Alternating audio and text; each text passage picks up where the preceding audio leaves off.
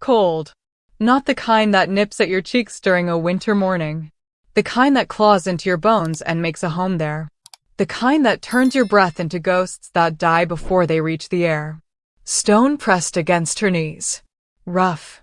Unforgiving. The grit ground into her skin through the thin cotton of her dress, if you could call it that. More like rags held together by stubbornness and thread that had given up seasons ago. Her fingers trembled as she wrung out the cloth. Pink water dripped into the basin. Not pink from rose petals or wine. Pink from blood thinned by whatever poison was eating the queen from the inside out. The smell hit her in waves. Sickness. That sour sweet rot of a body trying to fight something it couldn't see. Underneath it, lavender oil. Someone had tried to mask the dying with beauty. It hadn't worked. Kaya's hands moved without thought. Dip the cloth. Wring it. Press it gently to the papery skin of the queen's forehead. The woman didn't stir. Hadn't stirred in 2 days.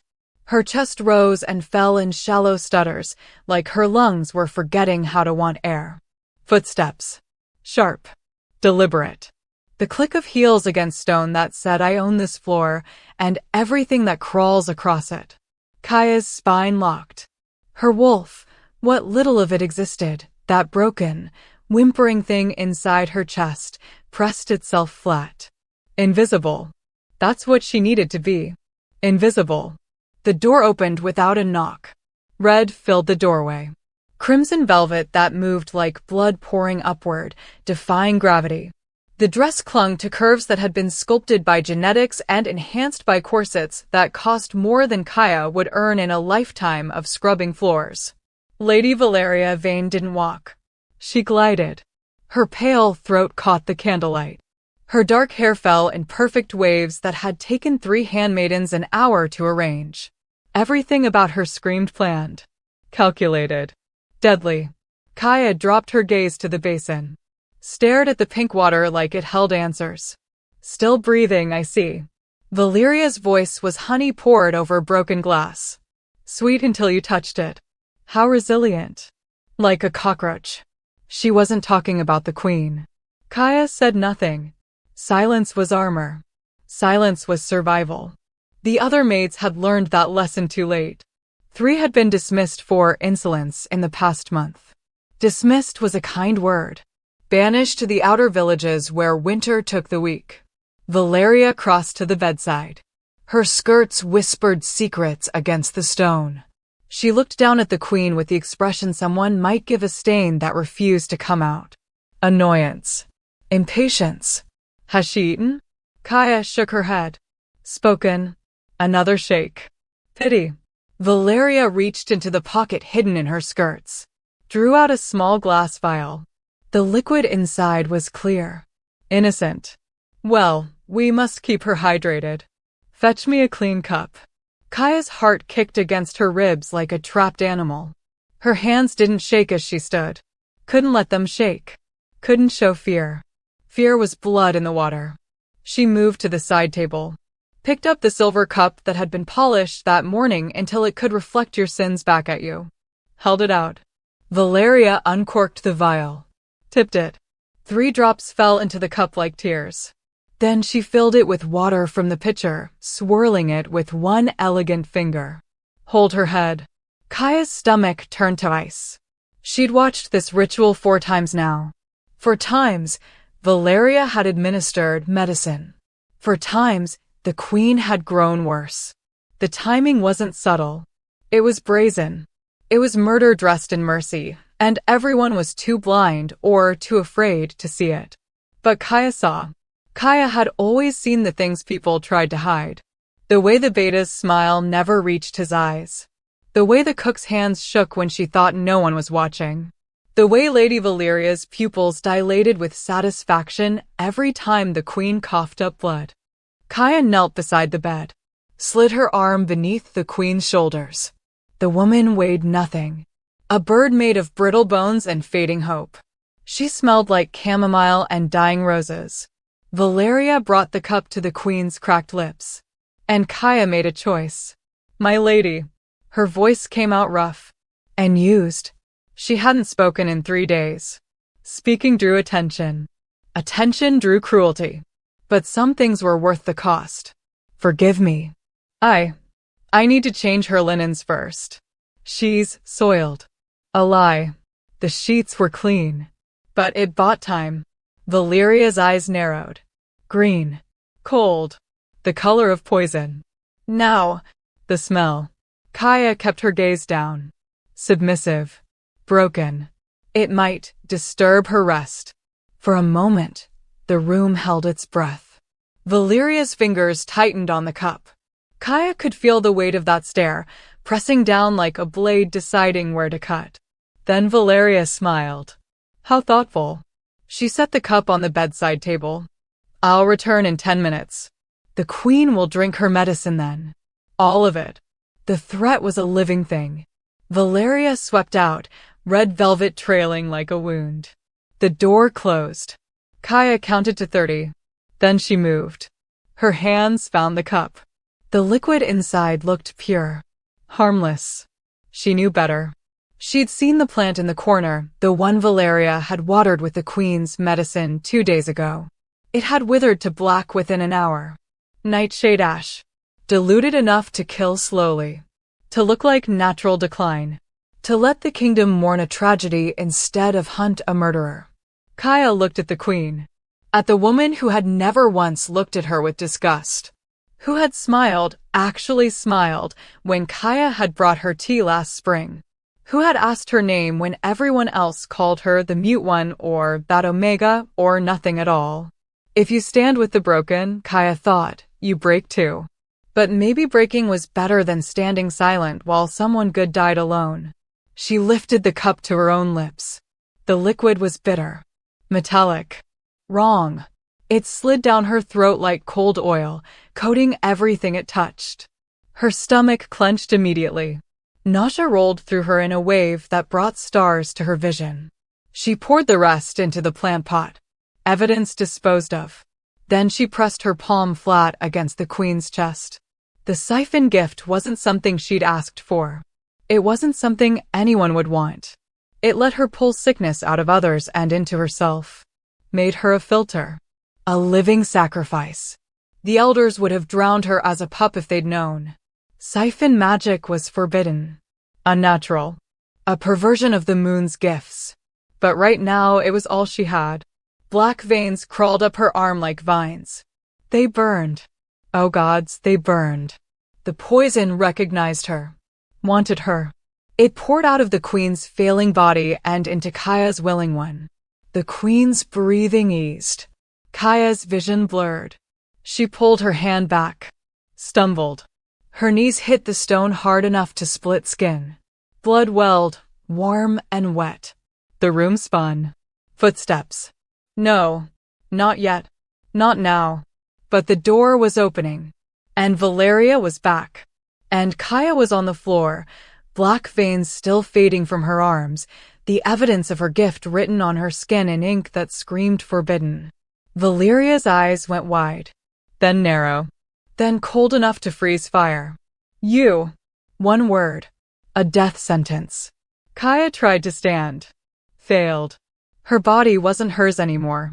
The poison was eating through her from the inside, and the wolf that should have helped her heal was too broken to fight. Valeria crossed the distance. Grabbed Kaya by the hair. Wrenched her head back. You filthy, worthless rat. Her voice was still honey. Still sweet. You just ruined everything. Somewhere in the walls, hidden in the darkness of the ancient passages, a pair of golden eyes watched. And the Alpha King finally understood what he'd been too blind to see. The stone grate was cold against Draven's face. He'd been holding his breath for the last 30 seconds.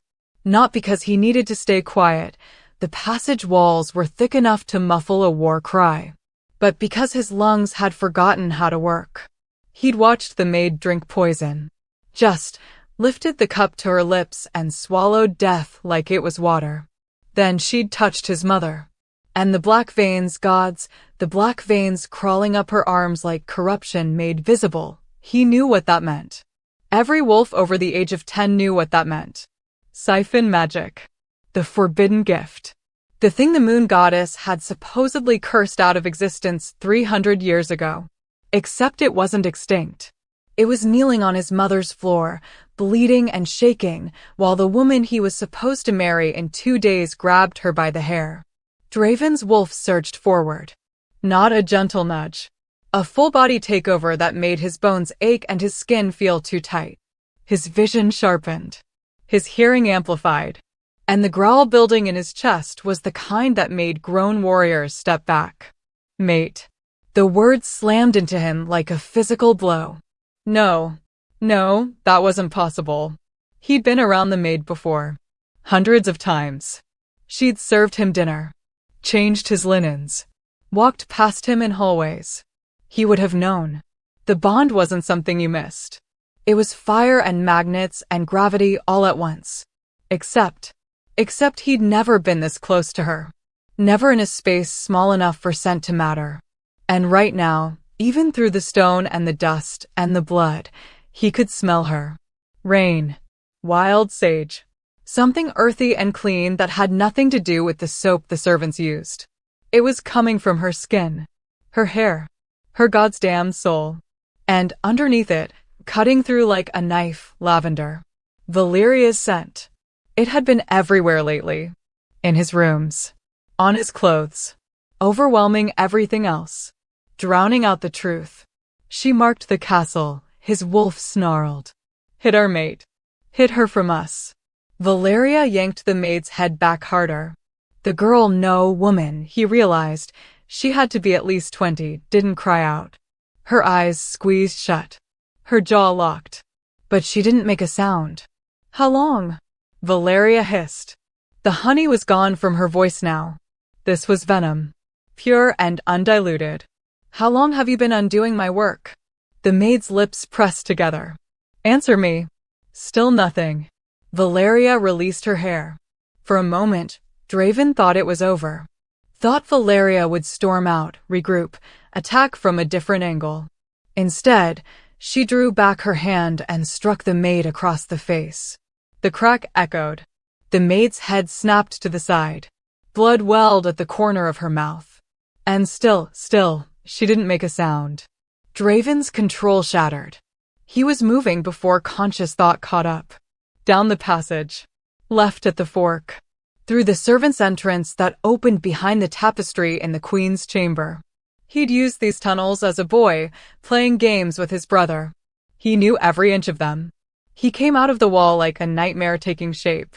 The tapestry fell back into place. 3 strides carried him across the room. His hand closed around Valeria's wrist before she could land another blow. Draven. Valeria's face transformed. Shock melted into joy, then carefully crafted confusion. You're back early. I was just the maid. She was protecting my mother. His voice came out wrong. Too deep. Too much wolf. While you were poisoning her. Valeria's pupils dilated. Fear.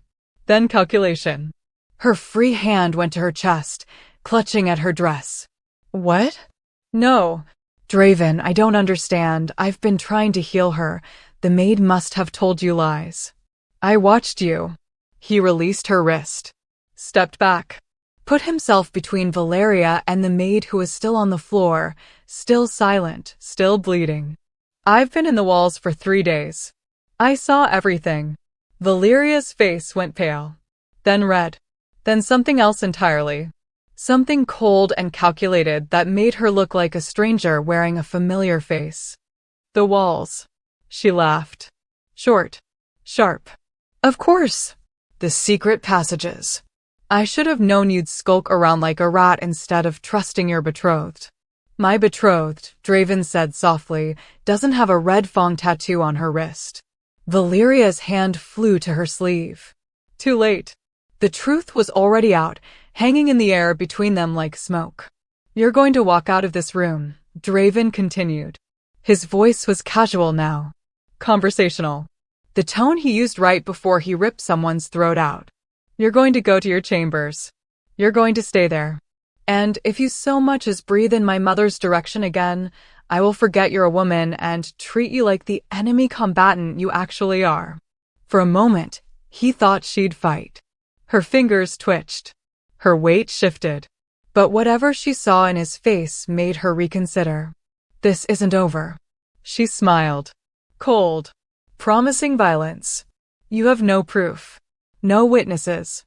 Just the word of a king who's been hiding in walls and a mute omega who can't even defend herself. Out. Valeria lifted her chin, smoothed her skirts, walked to the door with her spine straight and her head high, like she was the wronged party, like she was the victim. The door closed behind her. Draven waited until her footsteps faded. Then he turned. The maid was trying to stand. Her legs shook. Her arms trembled. The black veins were almost gone now, faded to shadows under her skin, but the damage was done. She made it halfway up before her knees buckled. Draven caught her. His hands closed around her arms, steadied her, and the moment his skin touched hers, the bond snapped into place with enough force to drive the air from his lungs. Mate, mate, mate. His wolf was chanting it, howling it, demanding he mark her right now, right here, claim her before anyone else could. She stiffened in his grip. Her eyes, dark brown, almost black, went wide. She'd felt it too. Had to have. The bond wasn't one-sided. But instead of leaning into him, she pulled back. Easy. The word came out rougher than he intended. You drink poison. You need to sit. She shook her head. Tried to pull away again. Stop. He gentled his grip, but didn't release her. I'm not going to hurt you. Her eyes said she didn't believe him. And why would she? He was the Alpha King. The monster in the stories mothers told their pups. The warrior who'd killed his first enemy at age 12 and hadn't stopped since. He was brutal. Efficient. The kind of wolf other wolves feared. But his hands on her arms were careful. So careful. Like she was made of glass and butterfly wings. What's your name? She pressed her lips together. That stubborn silence again. I know you can speak. I heard you lie to Valeria about the sheets. He watched her face. Watched the micro-expressions flicker across it. Surprise. Calculation. Fear. Your voice works fine. You just choose not to use it. Her jaw tightened. Smart, he admitted. Silence is a good shield. But you're not in danger right now. Not from me. She didn't respond. Draven sighed. Looked over at the bed where his mother lay, breathing easier now than she had in weeks. The color was already returning to her cheeks. Whatever the maid had done, whatever poison she'd pulled out, it had worked. You saved her. He looked back at the maid. You've been saving her. Taking the poison into yourself. A slight nod. Barely perceptible. Why? That got a reaction. Her brows drew together. Like the question didn't make sense.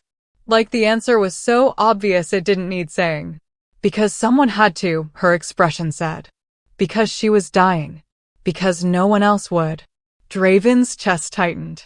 When was the last time someone had done something purely good? Without expectation of reward or fear of punishment? When was the last time he'd met someone who would drink poison for a woman who couldn't even remember her name? Kaya. They both turned. His mother's voice was weak. Barely a whisper. But it was there. Present. Aware. Her name is Kaya. The queen's eyes opened. Cloudy. Unfocused. But alive. Kaya, Draven repeated. Tested the name in his mouth. It fit. Kaya what? His mother's laugh was more of a wheeze. Just Kaya. Found as a pup. No family. No pack name. Her eyes found her son's. No voice. No wolf. Nothing that would make anyone want her. That's not true.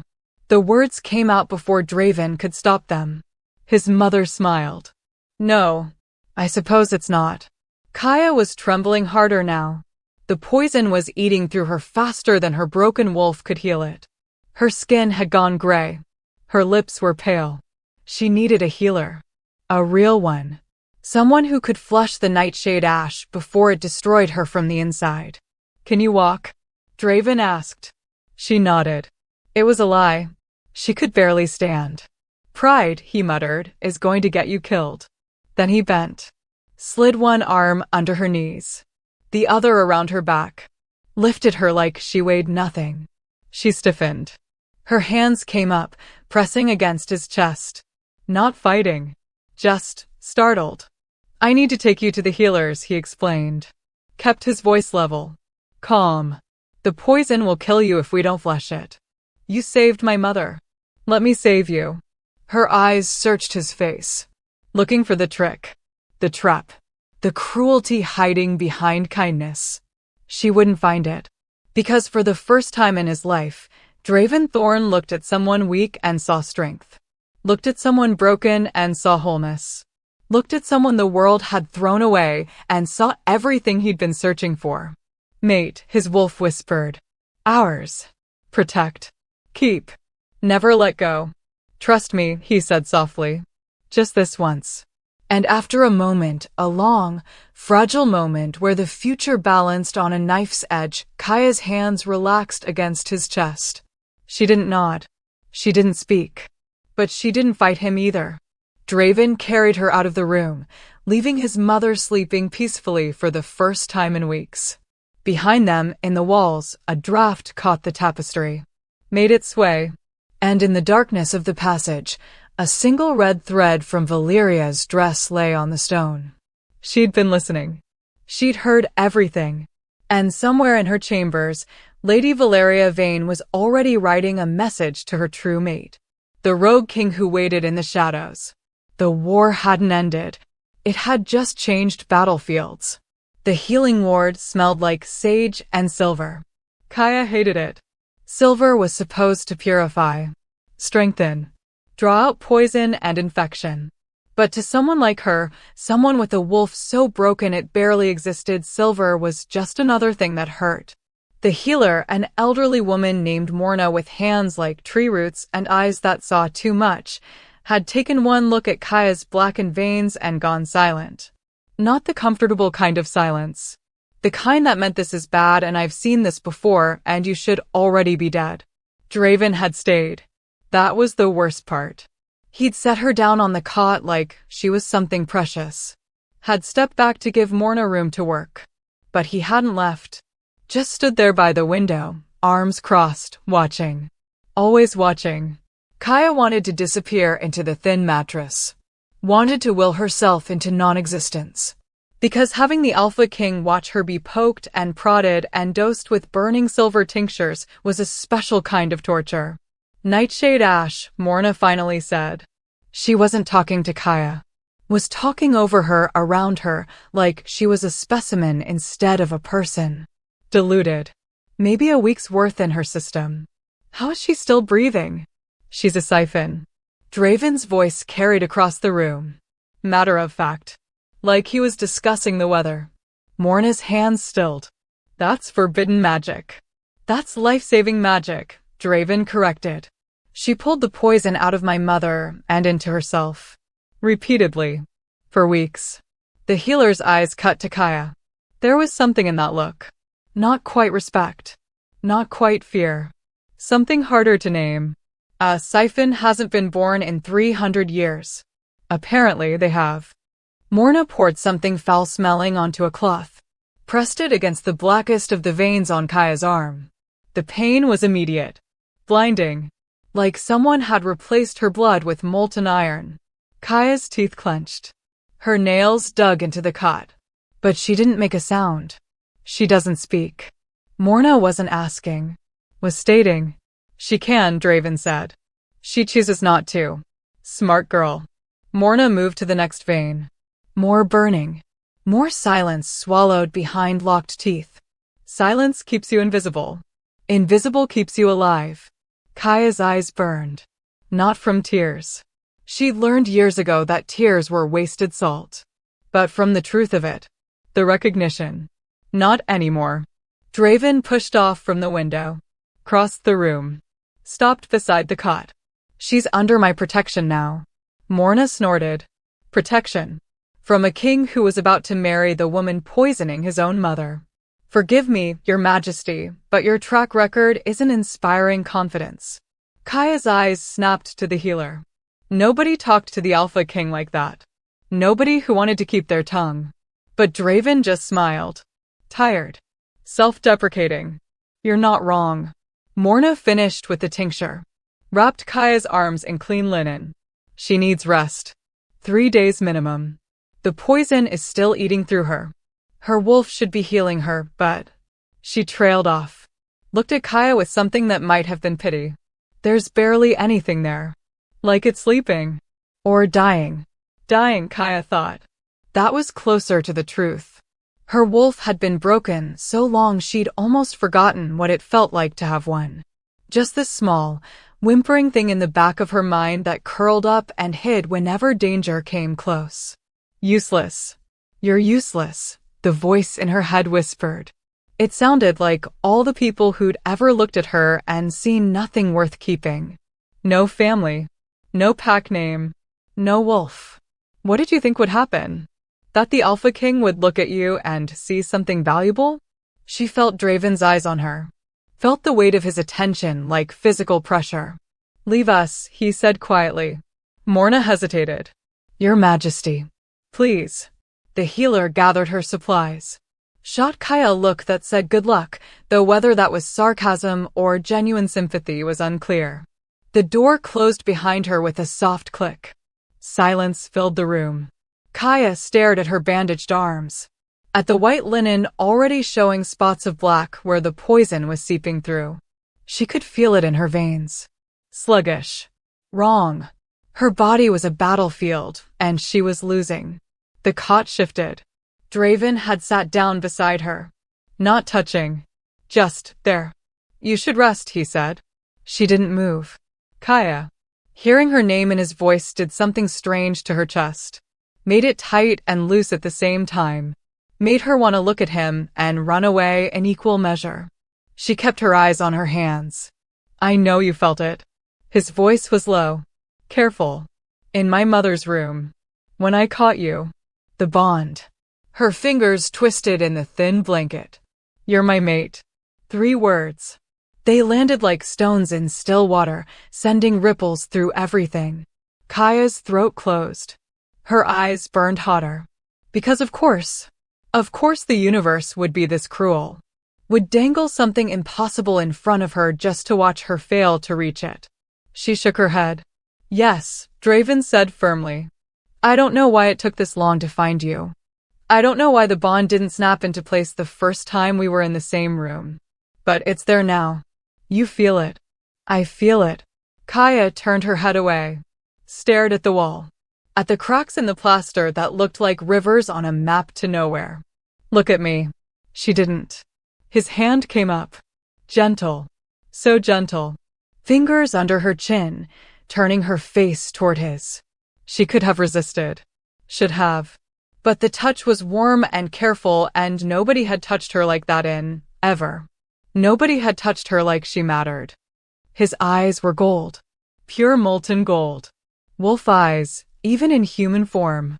And they were looking at her like she was the answer to a question he'd been asking his whole life. You saved my mother, he said. You drank poison. You used forbidden magic. You put yourself in danger over and over because it was the right thing to do. His thumb brushed along her jaw. You're brave. You're strong. She jerked back. Pulled away from his touch. Shook her head harder. No. His brow furrowed. No, what? Kaya's hands moved before she could stop them. Pointed at herself. At her bandaged arms. At her thin frame and her rough servant's dress, and everything about her that screamed worthless. You think you're not worthy. It wasn't a question. Her eyes closed. That was answer enough. Kaya. She held up a hand. Stop. Please stop. Because if he kept talking, kept looking at her like that, she might start to believe him. And belief was dangerous. Belief led to hope. And hope was the cruelest poison of all. She'd seen what happened to Omegas who forgot their place. Who thought they could be more than what they were born to be. The pack didn't tolerate ambition from the bottom. Didn't tolerate Omega females who looked too long at males above their station. And the Alpha King? He wasn't just above her station. He was a different universe entirely. You're wrong. Draven's voice had gone rough, almost angry, but not at her. At something else. Whatever you're thinking right now, whatever lies you're telling yourself about not being enough, you're wrong. She opened her eyes, met his gaze, and let him see the truth there. I'm not wrong. I'm realistic. You're a king. I'm a maid. You're whole. I'm broken. You're everything. I'm nothing. Something in his expression cracked. Who told you that? Everyone, she thought. The other servants who never learned her name. The pack members who looked through her like she was glass. The warriors who shoved past her in hallways without apology. The children who threw stones and called her the ghost girl because she never fought back, never spoke, never proved she was real. Valeria, who'd called her filth and rat and worthless in the same breath.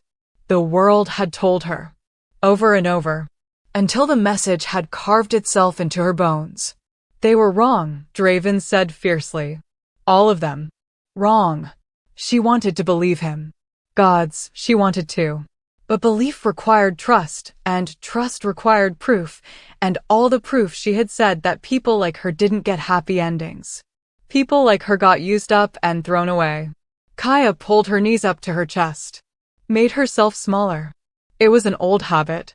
An ingrained one. Small meant safe. Small meant overlooked. Don't. Draven's hand hovered near her shoulder, but didn't touch. Don't make yourself invisible. Not here. Not with me. But invisible was all she knew how to be. She'd spent 23 years perfecting it. Learning exactly how to stand so people's eyes would slide past her. How to breathe quietly so they'd forget she was in the room. How to exist in the negative space between noticed and gone. And now he was asking her to be seen. It was too much. Her chest was too tight. Her throat was closing. The walls were too close. She needed. She stood. Too fast. The room tilted. The poison in her veins turned everything sideways. Draven caught her before she hit the floor. Again. Always catching her. Easy. Kaya, easy. You need to rest. She pushed at his chest. Weak. Ineffective. But he let her go. Stepped back. Gave her space even though every line of his body said he wanted to do the opposite. I won't force this, he said quietly. I won't force you to accept the bond. Won't force you to believe you're worth something. His jaw tightened.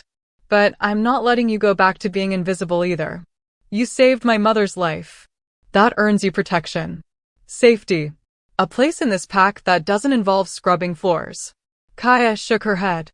Backed toward the door. Where are you going? Back to the servants' quarters. Back to her corner pallet and her invisible life. Back to where she made sense. You can't go back there.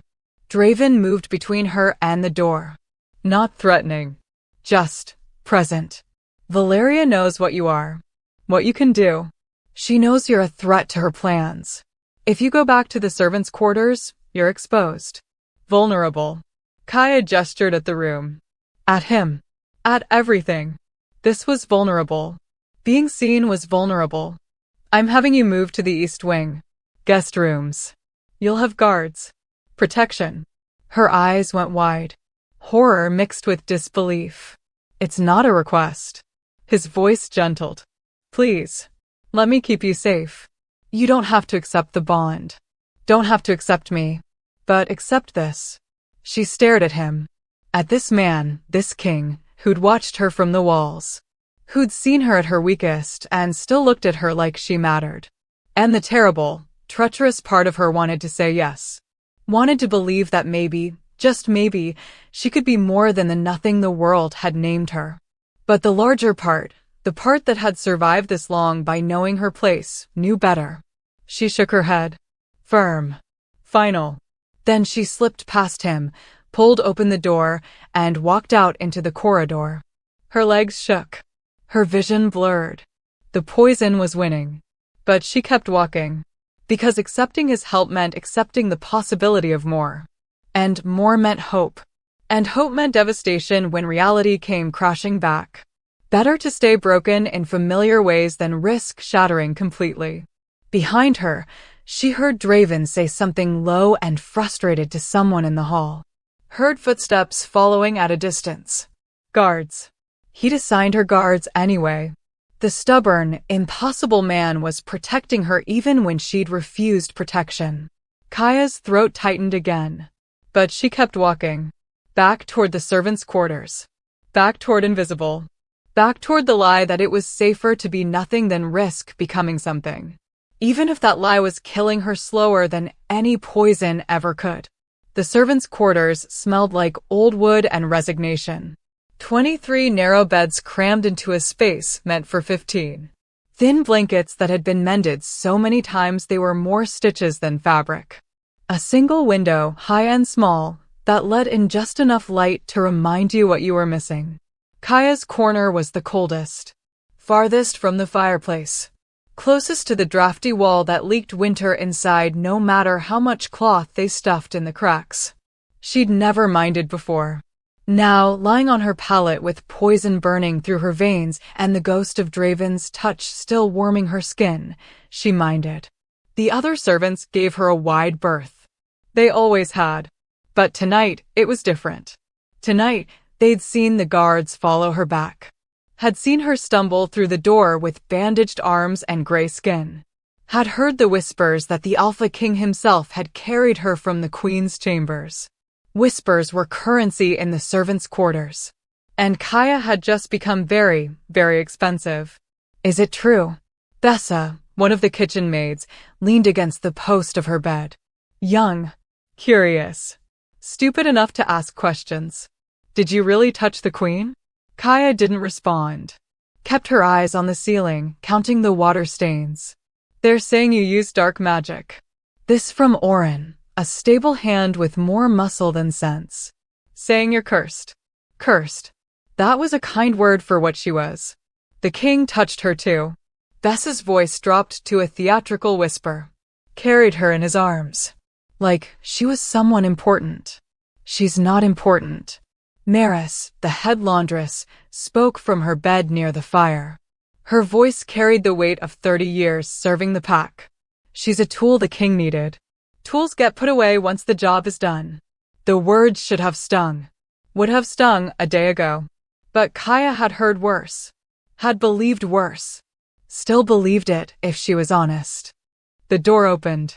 Everyone went quiet. Not the comfortable quiet of people at rest. The tense quiet of prey animals sensing a predator. Beta Marcus filled the doorway. Tall. Broad. Scarred from 100 battles, and wearing each one like a badge of honor. His eyes swept the room, cataloging faces, assessing threats out of habit. They landed on Kaya. You. His voice was gravel and authority. With me. Kaya didn't move. That wasn't a request. She still didn't move. Because moving meant acknowledging. And acknowledging meant participating in whatever this was. Marcus sighed. Stepped into the room. The servants pressed back against their beds, making themselves small. He stopped beside Kaya's pallet, looked down at her with an expression that was hard to read. The king wants you in the East Wing. I'm here to escort you. She shook her head. He said you'd refuse. Marcus crouched down, bringing himself to eye level. He also said to tell you that Valeria's been asking questions. About you specifically. About where you sleep. About when you're alone. Kaya's stomach clenched. You think you're safer here? Surrounded by people who wouldn't lift a finger to help you. Marcus gestured at the room. At the servants who were all suddenly very interested in their own blankets. Or, do you think maybe, just maybe, the king who risked political disaster to expose a traitor might actually give a damn about keeping you alive? The silence stretched. I'll make this simple, Marcus continued. You can walk with me to the East Wing. Or I can carry you. Your choice. But either way, you're not sleeping in this death trap tonight. Kaya's jaw tightened. She sat up. Slowly. Everything hurt. The poison had spread deeper and her broken wolf wasn't even trying to fight anymore. She stood. Marcus nodded. Smart. The walk through the castle was different at night. The corridors were darker. Quieter. The torches cast long shadows that moved like living things. The guards Marcus had stationed outside the servants' quarters fell into step behind them. Protection or prison, Kaya wasn't sure which. You scared him, you know. Marcus spoke casually, like they were discussing the weather. I've known Draven since we were pups. Watched him take on a rogue pack at 14 without flinching.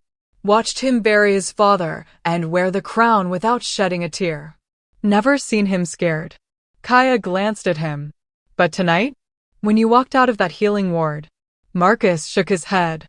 That was fear. She looked away. Because that information was dangerous. Because it made Draven human instead of king. Because it made her want things she had no right to want. They climbed stairs. Passed from the lower levels where servants lived to the middle floors where lesser nobles had rooms. Then higher. To the east wing where the guest suites were reserved for visiting dignitaries and allies.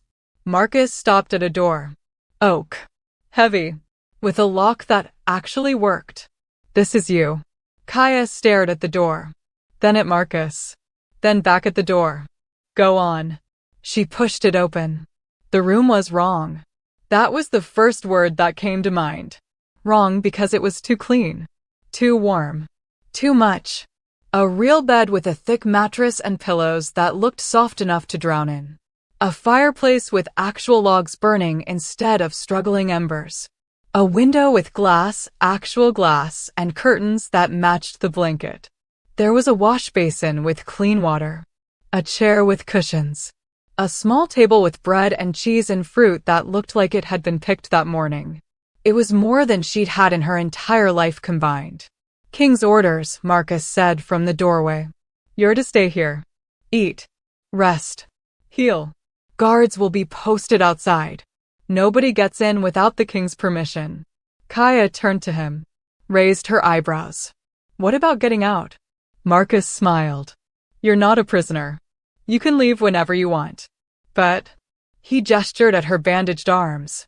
At her gray skin and trembling hands.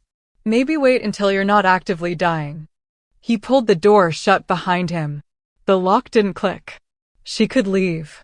Could walk right back to the servants' quarters and her cold corner and her invisible life. She didn't move. Just stood there in the center of the too-much room, feeling the warmth from the fire seep into her bones, and tried to remember the last time she'd been warm. Couldn't. Her legs gave out. Not dramatically. Just stopped working. She sank to the floor, back against the bed frame, and stared at the fire. The poison was getting worse. She could feel it spreading. Black veins were crawling past her elbows now, reaching toward her shoulders. Her chest. Her heart. Morna had said 3 days of rest minimum. Kaya wasn't sure she had 3 days. But she'd bought the queen time. That was what mattered. The queen would live. Would recover. Would maybe even remember the maid who'd been invisible for so long. That was enough. It had to be enough. The door opened. Kaya's head snapped up. Her body tensed. Ready to run even though running wasn't an option anymore. Draven stood in the doorway. Still in his travel clothes from the fake border patrol. Leather and fur and weapons strapped to his body like a second skin. He looked like what he was, a warrior king, brutal and efficient and dangerous. Then his eyes found her on the floor, and his expression cracked. Gods, Kaya. He crossed the room in 3 strides. Dropped to his knees beside her. His hands hovered, uncertain, like he wanted to touch, but wasn't sure he had permission.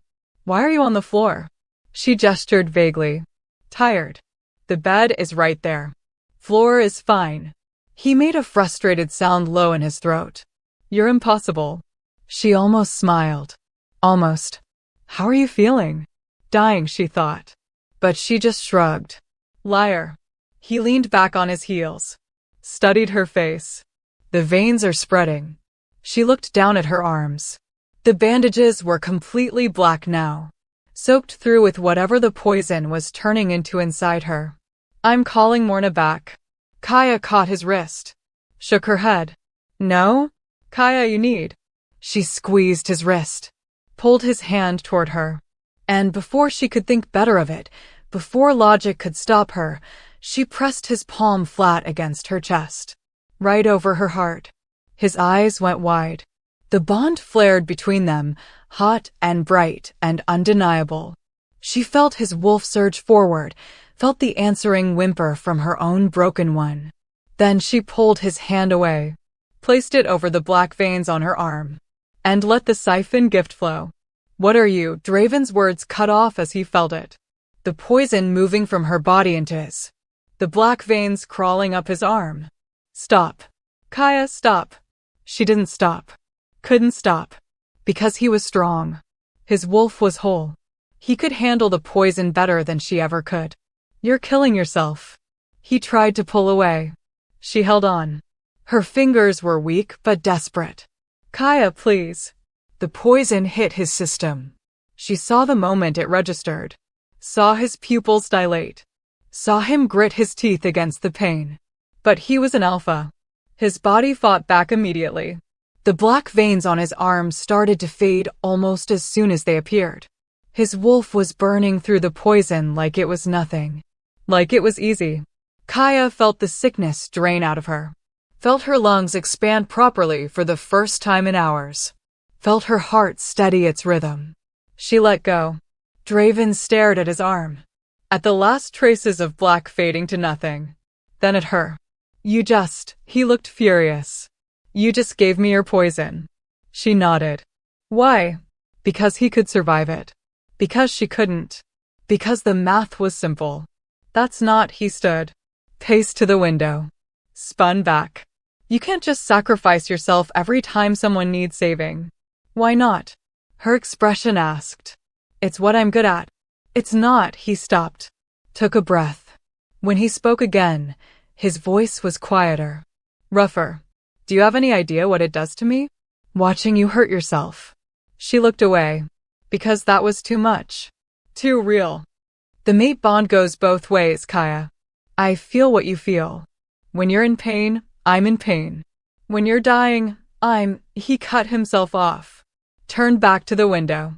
Silence filled the room. Broken only by the crackle of the fire and the sound of their breathing. "There's something you need to know," Draven finally said. He didn't turn around. Kept his eyes on the darkness outside. About the siphon gift. Kaya waited. It's not just healing magic. It's not just pulling poison from one person to another. He paused. It's soul magic. The rarest form. The kind the moon goddess herself supposedly used to create the first wolves. Kaya's breath caught. Siphons don't just move sickness. They move essence. Life force. They can take death from one person and transform it into life for another. Can rewrite the fundamental nature of things. He turned to face her. Do you understand what that means? She shook her head slowly. It means you're not cursed, Kaya. You're blessed. Dangerously blessed. The word dangerous hung in the air between them. There's a reason siphons were supposedly wiped out 300 years ago. It wasn't because they were evil. It was because they were powerful. Too powerful. Kings went to war over siphons. Packs tore themselves apart trying to control them. The gift became a death sentence. Kaya's hands started to shake. If word gets out about what you can do, if the other packs learn there's a living siphon, you'll become the most valuable and most hunted wolf in existence. Then I'll stay invisible, she thought desperately. I'll go back to being nothing. You can't. Draven crossed back to her. Knelt down again. Valeria knows. And if she knows, her rogue allies know. They'll come for you. They'll try to use you. Or kill you so no one else can. Fear, cold and sharp, cut through her. Which is why, he continued, you need to stay here. Under guard. Under my protection. Until we've dealt with the threat. Until we've dealt with the threat. Like it was simple. Like they could just eliminate one woman, and everything would go back to normal. But nothing about Kaya's life had ever been normal. I know you don't want this, Draven said softly. I know you want to disappear. Want to go back to being invisible. But that's not an option anymore. You've been seen. By me. By Valeria. By fate itself. He reached out. Slowly. Gave her time to pull away. She didn't. His hand cupped her cheek. Warm. Careful. Like she was something precious instead of something broken. You are not nothing, Kaya. You're not worthless. You're not invisible. His thumb brushed along her cheekbone. You're a siphon. A miracle. My mate. The words should have felt like chains. Instead, they felt like wings. Terrifying wings that she had no idea how to use. Rest, Draven said. He stood, helped her to her feet, guided her to the bed. Tomorrow, we deal with Valeria. Tomorrow, we change everything. But tonight you rest. He pulled the blanket over her, made sure she was warm, started toward the door. Draven. Her voice was rough, barely audible, but it was there. He spun around, shock written clear on his face. You spoke. Thank you. 2 words. Small. Insufficient. But all she had. His expression softened. You don't have to thank me for doing what's right. But she did.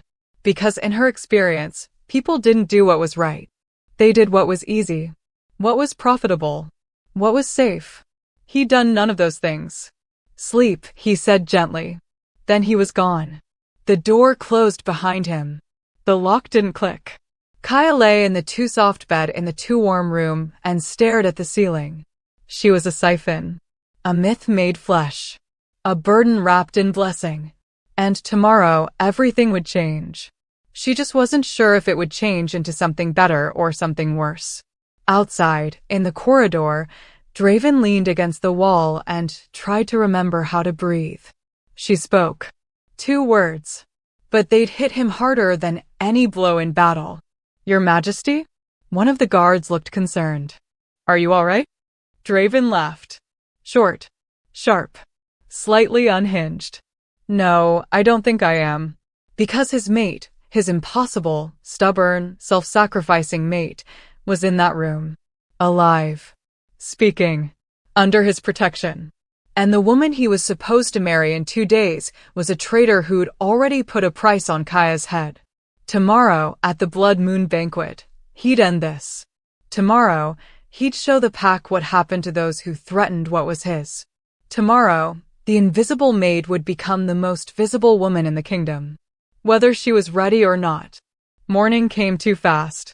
Kaya woke to sunlight streaming through glass windows and the smell of fresh bread.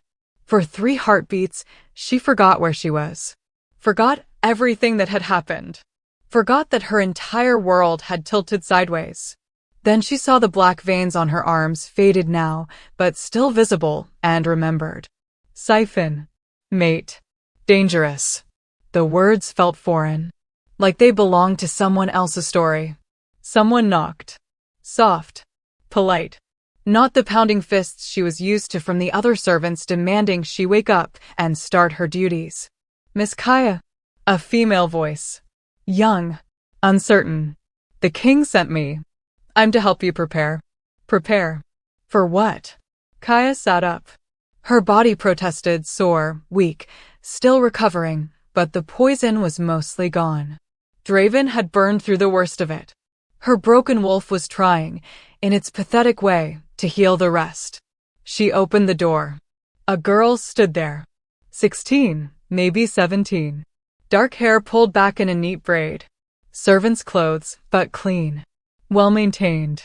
She held a bundle of fabric in her arms. I'm Sarah. The girl bobbed something that might have been a curtsy. The king said you'd need clothes. For the council meeting. Council meeting. Kaya's stomach dropped. He said. Sarah bit her lip. He said you'd probably refuse. That I should tell you it's not optional. That the council needs to hear what happened.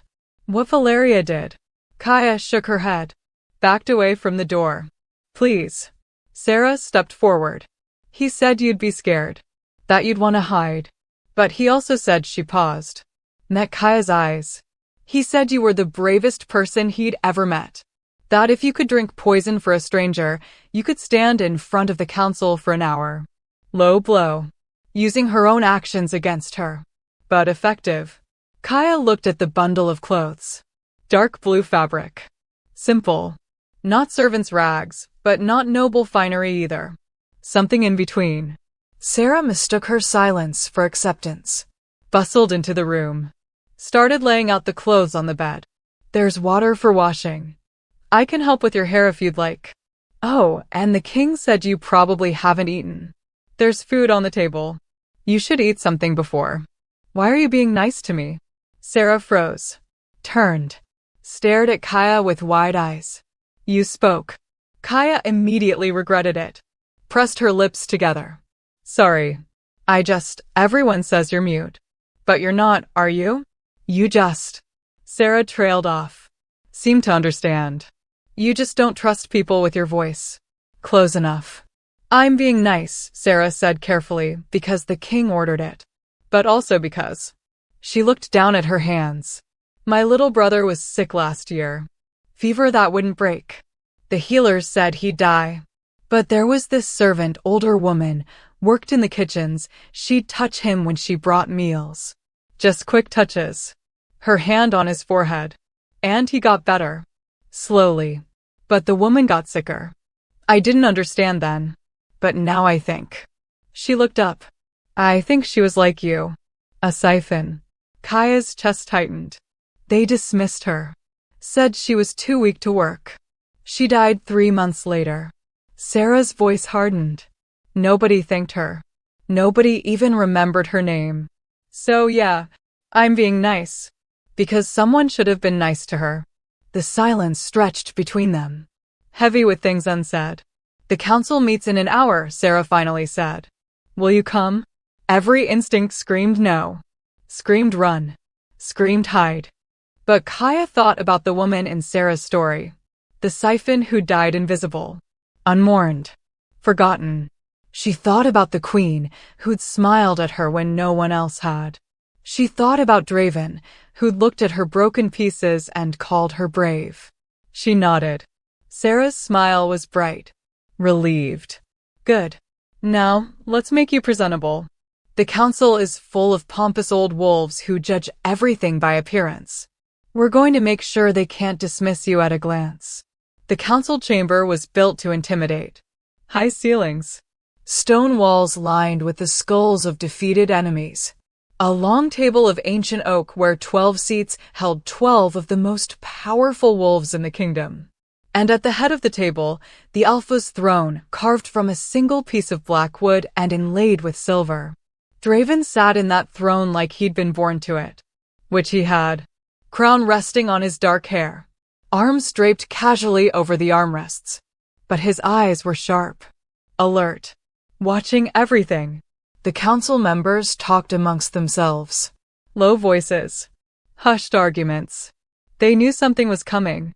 Draven had called an emergency session the morning after he was supposed to be at the northern border. That alone set off alarms. Marcus stood behind Draven's right shoulder, hand resting on the pommel of his sword. Not threatening, just present. The doors opened. Conversation died. Every head turned. Kaya stood in the doorway. Sarah had worked some kind of magic. The blue dress fit properly, not too tight, not too loose. Her hair was clean and pulled back in a simple braid. The black veins on her arms were covered by long sleeves. She looked ordinary, plain, forgettable, except for her eyes. Those dark eyes that had seen too much and survived anyway. That held secrets and pain and a strength people had spent her whole life overlooking. Draven stood. Counselors. May I present Kaya, servant of the crown, healer to the Queen Mother. And the reason we're all here today. The silence that followed was sharp enough to cut. Lord Brennan, oldest of the council members, leaned forward. Your Majesty, with all due respect, why is a servant interrupting council business? Because, Draven said calmly, she has information about a plot to murder the Queen Mother and usurp the throne. Now the silence was different. Electric. Dangerous. That's quite an accusation, Lady Cress said from her seat. Sharp-eyed. Political. Dangerous in different ways than the warriors. What proof do you have? Kaya. Draven gestured to the empty space in front of the table. Tell them what you witnessed. Kaya didn't move from the doorway. Every eye was on her. 12 council members. 20 guards lining the walls. Draven at the head of the table. All waiting. Her throat closed. Kaya. Draven's voice was gentle. You're safe here. Was she? Was anyone safe when telling truth to power? She forced herself to walk. Each step echoed in the cavernous room.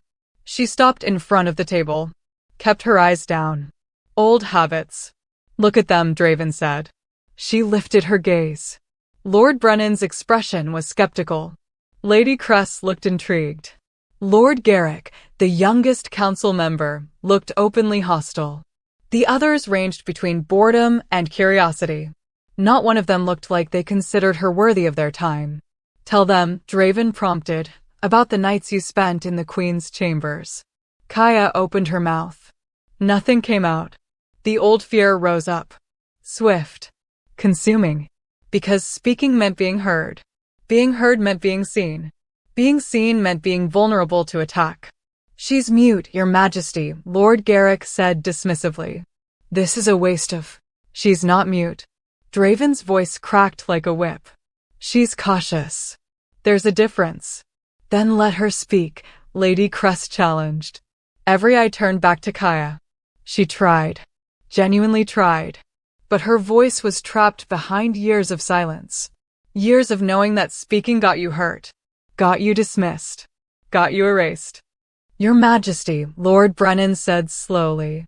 Perhaps the servant is simply overwhelmed. We could. The door burst open. Valeria swept in. Red dress. Perfect hair. Makeup that made her look fresh and innocent and concerned. Draven. Thank the gods. I heard you'd returned. I was so worried when you didn't come to see me last night. She stopped. Saw Kaya standing in front of the council. Her expression flickered. Just for a heartbeat. Surprise. Calculation. Rage. Then it was gone. Replaced by perfect confusion. What's going on? Valeria looked between Draven and Kaya. Why is the maid here? Her name is Kaya, Draven said coldly. And she's here to testify about your attempt to murder my mother. Valeria's hand flew to her chest. Shock. Horror. What? Draven, no. I've been trying to save her. I've spent every day. You've spent every day poisoning her with nightshade ash while pretending to heal her. The council erupted. Voices overlapping. Accusations flying. Demands for proof. Valeria's eyes filled with tears. Perfect tears that didn't smudge her makeup. How can you say that? I love you. I love your mother. I would never. You called her an old hag, Draven said. You told Kaya that once the queen was dead and we were married, you'd skin her for a rug. Valeria turned to Kaya. And in that moment, with the council watching, with Draven watching, she smiled. Small. Cruel. Triumphant. Did I? Valeria's voice was sweet. Innocent. I don't recall. But then, who would believe the word of a mute servant over the word of a noble lady? She turned back to the council. My lords and ladies. I think it's clear what's happening here. The king has been under tremendous stress. His mother is dying despite my best efforts. He's looking for someone to blame. And this poor, simple servant girl has been manipulated into. I'm not manipulated. Kaya's voice was quiet, rough from disuse. But it carried in the suddenly silent room. And I'm not simple. Valeria's smile froze. I watched you. Kaya's hands trembled, but her voice steadied. Every night, you'd come in, drop the smile, pour the medicine into the plant instead of the queen's mouth. Then you'd force water down her throat to make everyone think she'd taken it. You'd mock her, hit her, tell her to hurry up and die. Lies, Valeria hissed. You have a tattoo. Kaya pointed at Valeria's wrist. Red Fong symbol. Right there. You covered it with makeup today, but I've seen it. Every eye went to Valeria's wrist. Valeria's face went white, then red. How dare you? A servant making accusations without proof. Show them your wrist, Draven commanded. This is absurd. Show them. Valeria lifted her chin. I don't have to prove myself to anyone. Especially not to some Omega nobody who. Guards, Draven said quietly. 2 guards moved forward. Not threatening. Just present. Valeria's eyes darted to the door. Calculating. But there were guards there too. She was trapped. Slowly, she pulled back her sleeve. Makeup smeared. And underneath.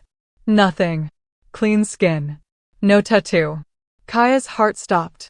Well, Valeria turned to her. Smiled. Where's this tattoo you claim to have seen? Kaya stared. But she'd seen it. She knew she'd seen it. The red fong mark. Clear as day. Unless you removed it. The words came out flat. Defeated. Or, Valeria suggested sweetly, you lied. Tell me, your majesty. Who do you believe? Your betrothed? Or a servant known for her silence and her instability? The council members shifted. Uncomfortable. Uncertain. And Kaya felt it. The weight of their dismissal.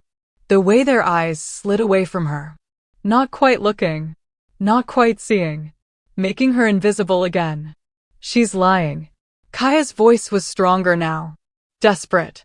She was poisoning the queen. I saw. You saw nothing, Valeria cut her off. Her voice was sharp now. Dropping the sweet act. You're a nobody. A mute omega with a broken wolf and delusions of importance. You think anyone here cares what you say? She turned to the council. My lords and ladies. I move that this servant be removed from the castle. She's clearly mentally unwell. Possibly dangerous. For everyone's safety. She saved my mother's life. Every head turned to the doorway. Queen Alara stood there. Thin. Weak. Leaning heavily on a cane. But alive. Present. Her eyes clear for the first time in months. Mother. Draven was on his feet. You shouldn't be. I'm fine. Alara's voice was soft but firm. She moved into the room. Each step measured. Careful. Or rather, I will be. Thanks to Kaya. Valeria's face went blank. I was aware, Alara continued, for more than Lady Valeria realized. Not every moment. The poison clouded my mind. But I heard things. Saw things. She looked directly at Valeria. I saw you pour my medicine into the plant. Heard you threaten Kaya. Felt the nightshade burning through my veins. Your Majesty, Valeria started. The illness has confused you.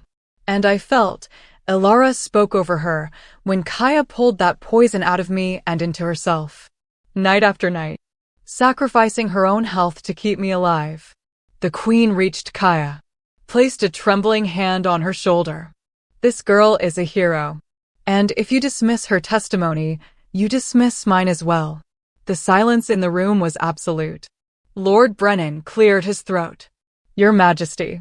If what you say is true. If Lady Valeria has been, then the engagement is over, Draven said flatly. And she'll answer for her crimes at the Blood Moon banquet tonight. In front of the entire pack. Valeria's mask finally cracked. Rage poured through. You think you've won? You think this changes anything? She laughed. Hi. Slightly unhinged. You're weak, Draven. Soft. Choosing an Omega over an alliance. Over power. The rogues will. She stopped. Too late. Will what? Draven leaned forward. Tell me, Valeria. What will your rogue allies do? Valeria's lips pressed together. Take her to the cells, Draven ordered. She'll await judgment tonight. Guards moved. Grabbed Valeria's arms. She fought. Not physically. But with words. With venom. You think you can protect her? Valeria screamed at Draven as they dragged her toward the door. You think an Omega siphon will survive what's coming? They'll rip her apart. Use her up. She's already broken. Imagine what she'll be when they're done. The doors slammed shut. Her voice cut off. The council erupted again. Questions. Demands. Chaos. But Kaya barely heard it. Because she'd been seen. Truly seen. And instead of vindication, all she felt was exposure. Raw. Vulnerable. Stripped of the only protection she'd ever had. Her invisibility was gone. And she had no idea how to survive without it. The council session dissolved into chaos. Lord Brennan wanted an immediate investigation. Lady Crest demanded they review every treaty with the neighboring packs. If Valeria had rogue connections, who else might be compromised? Lord Garrick, ever the skeptic, wanted proof beyond testimony. Witnesses. Evidence. Something concrete. Draven let them argue. Gave them 10 minutes to exhaust themselves with their own voices before he stood. The room went silent. The evidence will be presented tonight, he said. Voice calm. Absolute. At the Blood Moon banquet. Every pack member will witness the truth. Every ally will see justice served. Until then, we prepare. He turned to Kaya. Extended his hand. She stared at it like it was a trap. Come, he said quietly. Just for her. You've done enough for one day. Her legs were shaking. She hadn't noticed until now. The adrenaline was draining out of her, leaving exhaustion in its wake. Her broken wolf whimpered somewhere in the back of her mind, overwhelmed by the attention, the eyes, the weight of being seen. She took his hand. His fingers closed around hers. Warm. Steady. Real. The mate bond hummed between them. Not demanding. Just present. Like a thread connecting them that grew stronger every time they touched. He led her out of the council chamber. Marcus fell into step behind them. A silent guard. The Queen Mother had already been escorted back to her rooms by her attendants. Standing that long had exhausted her. You did well, Draven said as they walked. Kaya shook her head. You spoke in front of the council. Testified against a noble. Stood your ground when Valeria tried to dismiss you.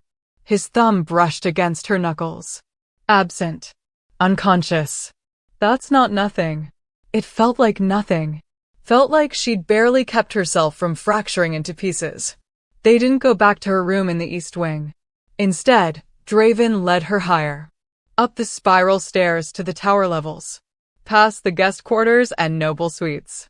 To a door she'd never seen before, because servants didn't come this high unless specifically summoned. His quarters. The Alpha King's private chambers. Kaya stopped. Pulled her hand back. Draven turned. You'll be safer here. She shook her head harder. No. Absolutely not. Valeria had allies. We don't know who yet. Guards can be bribed. Servants can be threatened. He stepped closer. Up here, there's one entrance. Marcus will stand watch. No one gets in without going through him first. And what about getting out? As if reading her thoughts, Draven said, You're not a prisoner. If you want to leave, you leave. But I'd prefer if you stayed.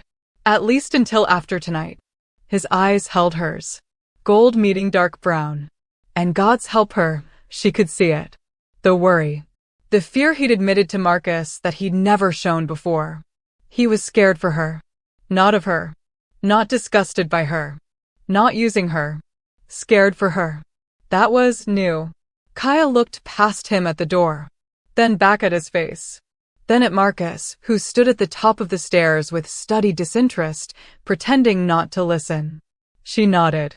Relief flooded Draven's expression. He opened the door. The Alpha King's chambers were nothing like she'd expected.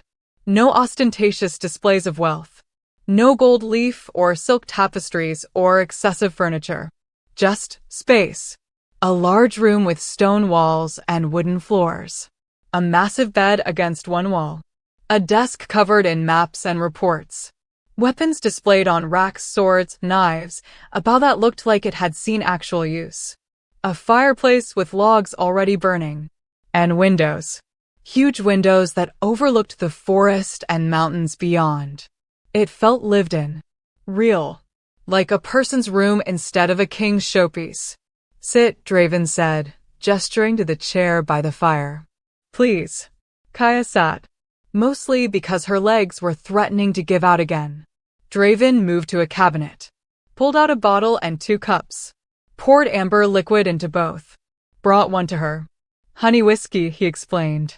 It'll help with the shaking. She took the cup. Sipped. The liquid burned going down but settled warm in her stomach. The shaking in her hands eased. Draven sat in the chair across from her. Close enough to reach but not touching. Giving her space while staying present. For a long moment, neither of them spoke. The fire crackled. Outside, birds called to each other. The castle was muffled at this height, all the noise and chaos felt distant. I need to ask you something, Draven finally said. And I need you to answer honestly. Kaya tensed. How long have you known? About the siphon gift? She looked into her cup. Watched the liquid catch the firelight. Kaya. Always. Her voice was rough. Quiet. I've always known. It started when I was young. 5, maybe 6. One of the other orphan pups got sick. I touched her and she got better. I got worse. The adults said it was coincidence. But I knew. Did you tell anyone? Once. She took another sip. Needed the courage. I was 8. Told the woman who ran the orphanage. She went pale. Said I was never to speak of it again. That siphons were cursed. Abominations. That if anyone found out, they'd drown me in the river before I could corrupt the pack. Draven's hands tightened on his cup. So I stayed quiet. Kaya's laugh was bitter. Learned to be invisible. Learned to use the gift only when no one was watching. Small things. Healing small wounds. Nothing obvious. Nothing that would give me away. Until my mother. Until your mother, she agreed. I couldn't watch her die. Couldn't stand there night after night and do nothing when I could help. Even if helping meant. She gestured at her arms. At the faded black veins. This. Draven set his cup down. Leaned forward. Elbows on his knees. Do you regret it? Did she? The poison had nearly killed her. Had exposed her secret. Had dragged her out of invisibility and into the most dangerous spotlight possible. No, she said softly. I don't regret it. His expression softened. Good. Because I don't either. Something in her chest clenched. I regret, he continued, that I didn't see you sooner. That you spent years hiding. That you've been treated like you're worthless when he stopped. Shook his head. When you're invaluable. Kaya looked away. Because invaluable was just another word for useful. And useful meant used. That's not what I meant. Draven stood. Crossed to her chair. Knelt down in front of her. Kaya. Look at me. She did. Reluctantly. You're not valuable because of what you can do. You're valuable because of who you are. His hand came up. Cupped her cheek. Brave. Selfless. Stronger than anyone I've ever met. The gift is it's just a part of you. Not the sum of you. Her eyes burned. She blinked hard. I know you don't believe me yet, he said. I know you've spent too long being told you're nothing. But I'm patient. I'll remind you every day until it sticks. A tear escaped. Slid down her cheek. Draven's thumb caught it. Gentle. Hey. No. Don't cry. I'm not. She was absolutely crying. He smiled. Small. Sad. Liar. She tried to smile back. Failed. More tears came. And then Draven did something that shattered her completely. He pulled her into his arms. Not demanding. Not taking. Just holding. His arms wrapped around her. Strong. Secure. One hand cradled the back of her head. The other spread across her back. And he just held her while she came apart. Kaya's hands fisted in his shirt. Her face pressed against his shoulder. And she cried. For the years of silence. For the fear and the loneliness and the bone-deep certainty that she'd die invisible and forgotten. For the little girl who'd been told she was cursed. For the woman who'd believed it. She cried until her throat was raw and her eyes were swollen and there was nothing left. And Draven held her through all of it. I've got you, he murmured into her hair. I've got you. You're safe. Safe. When was the last time she'd felt safe? Never. The answer was never. But here in his arms, with his heartbeat steady against her cheek and his scent, pine and smoke, and something wild surrounding her. Here, she almost believed him. Eventually, the tears stopped. Her breathing evened. But she didn't pull away. Couldn't make herself let go. And Draven didn't push. Just kept holding her. Like he had nowhere else to be. Like this was exactly where he wanted to be. Kaya. His voice rumbled in his chest. I need to tell you something. She tensed. About the mate bond. About what it means. What it's going to do. She pulled back enough to look at him. Her face was probably a mess, red eyes, tear-stained cheeks, but he didn't seem to care. The bond is getting stronger, he said. Every time we touch.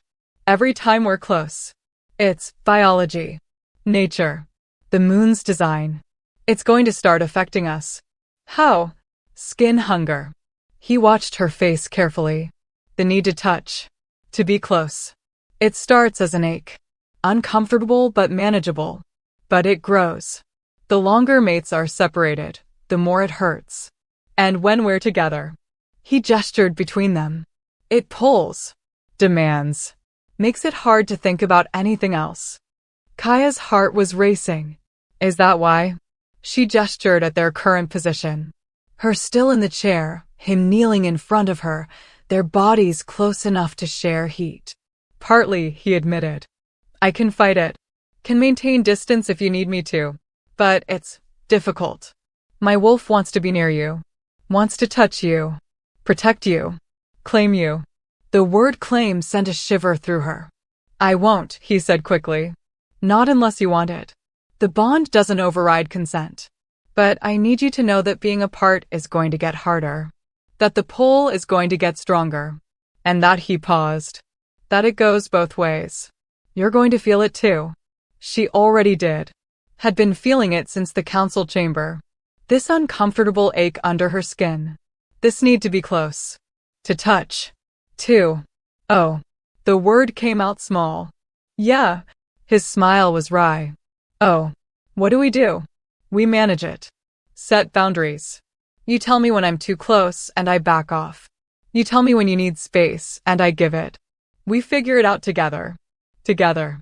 Another word that felt foreign. But, he added, that means you need to use your voice. Need to tell me what you need. Can you do that? Could she? Could she unlearn years of silence? Could she trust him with her words when words had only ever brought her pain? She didn't know. But she nodded anyway. Good. He stood. Offered his hand. Come on. You need food. Real food. Not whatever scraps you've been surviving on. She took his hand. Let him pull her up. And when he didn't immediately let go, when his fingers stayed laced with hers as he led her to the small table by the window, she didn't pull away. The skin hunger hummed. Satisfied. Settling. For now. They ate in comfortable silence. Bread that was still warm. Cheese that didn't have mold. Fruit that wasn't bruised. Meat that hadn't been picked over by nobles first. Kaya ate slowly. Carefully. Like her stomach might reject the richness. Draven watched her with barely concealed amusement. When was the last time you had a full meal? She shrugged. That's not an answer. Before the queen got sick. She picked at the bread. They reduced servant rations. Said we needed to tighten supplies for the wedding preparations. His jaw tightened. You've been starving for weeks. Not starving. Just less. Kaya. She looked up. That's going to change. Starting now. You eat full meals. Regular meals. I don't care if you're in the servants' quarters or here or anywhere else. You eat. It should have felt like an order. Instead, it felt like care. Okay, she said quietly. They finished eating. The silence stretched. Not uncomfortable. Just present. Then Draven stood. Crossed his desk. Pulled out a small wooden box. I need to show you something. He brought it back to the table. Set it down between them. This is what I found in Valeria's quarters last night. After you went to bed. He opened the box. Inside, a vial of clear liquid. A handful of dried flowers, nightshade, unmistakable. And a letter. Draven unfolded the letter. Turned it so Kaya could read. The Omega is expendable. Kill her if necessary.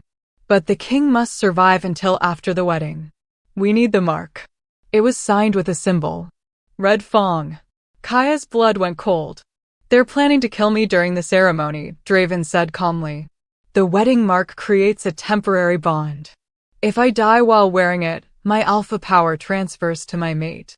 Valeria would have become the Alpha Queen, would have handed the pack to the rogues without a fight. But now, Kaya's hands trembled. Now that you've exposed her, now they'll accelerate their timeline. He folded the letter, put it back in the box, which is why the Blood Moon Banquet is so important. I'm going to draw them out, force them to make their move in public, where I can end this. That's dangerous. Yes, you could die. I won't. Such confidence. Such certainty. Like death was just another enemy he could overpower through sheer will. Kaya. He took her hand. I need you to trust me. Tonight is going to be intense. Violent, probably. But I need you there. I need the pack to see you. To understand what you did. What you are. Fear clawed up her throat. They'll hate me. Siphons are. Misunderstood. Feared because they're powerful. But once they see what you did for the Queen, once they understand that you saved her at the cost of your own health, he squeezed her hand. They'll see what I see. A hero. She wanted to believe him. But belief required trust. And trust required. The door burst open. Marcus stood there, breathing hard. Your Majesty, we have a problem. Draven was on his feet instantly. What? Valeria's cell. The guards found them unconscious. She's gone. The room went cold. How long? 20 minutes. Maybe less. We've locked down the castle, but she's not in the castle. Draven was already moving, strapping on weapons, pulling on his heavy cloak. She's running to the rogues, calling in reinforcements. He turned to Kaya. You stay here. With Marcus. Do not leave this room. Do not open the door for anyone but me. Draven. Promise me. He crossed back to her, gripped her shoulders. Promise me you'll stay safe. The bond flared. Hot. Demanding. His wolf was too close to the surface. Eyes flashing gold. Protective instinct overriding everything else. I promise, she whispered. He kissed her forehead. Quick. Hard. Then he was gone. The door slammed shut. Marcus moved to stand in front of it, hand on his sword. And Kaya sat in the Alpha King's chambers, listening to the sounds of warriors mobilizing, and felt the skin hunger ache. They'd barely been apart for 30 seconds. And already it hurt. An hour passed. Then 2. Kaya paced the length of Draven's chambers. 12 steps to the window. 12 steps back. The skin hunger had grown from an ache to a burn. Like her bones were trying to crawl out through her skin to find him. Marcus stood at the door. Silent. Vigilant. A statue carved from loyalty and scar tissue. He'll be fine, Marcus said without turning around. He's fought worse. Kaya didn't respond. Couldn't. Her throat was too tight. Because the bond was screaming. Not words. Just sensation. Distance. Danger. Wrong, wrong, wrong. How long does it usually take, she finally asked. To track someone? Depends on how much of a head start they have. How well they know the forest. Whether they have help. Marcus shifted his weight. Valeria's noble. Soft. She won't last long out there alone. She's not alone. Marcus turned slightly. What? She had help escaping. Someone knocked out the guards. Someone who knew the patrol schedules. The blind spots. Kaya wrapped her arms around herself. She had allies inside the castle. Marcus swore. Low. Vicious. I'll send word to. The window exploded. Glass shattered inward. A body came through rolling, landing in a crotch. Male. Rogue by the scarring on his face and the feral gleam in his eyes. Marcus's sword was out instantly. Get back. But 2 more came through the window. Then 3 more through the door. They'd killed the guards in the hallway in silence. 5 against 1. Marcus fought like a demon. His blade sang through the air. First blood went to him, a rogue's throat opened, spraying red. But there were too many. They moved as a unit. Coordinated. Trained. One got behind him. A blade flashed. Marcus went down. Not dead. Kaya could see his chest moving. But unconscious. Bleeding. The rogues turned to her. The siphon. The leader, a tall male with a jagged scar bisecting his face, smiled.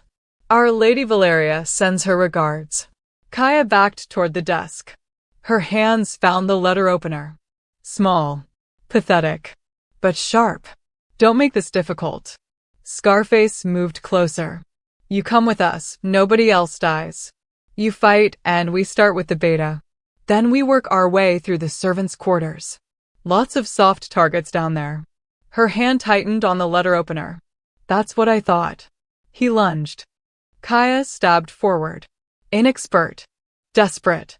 The blade caught his shoulder instead of his throat. He cursed.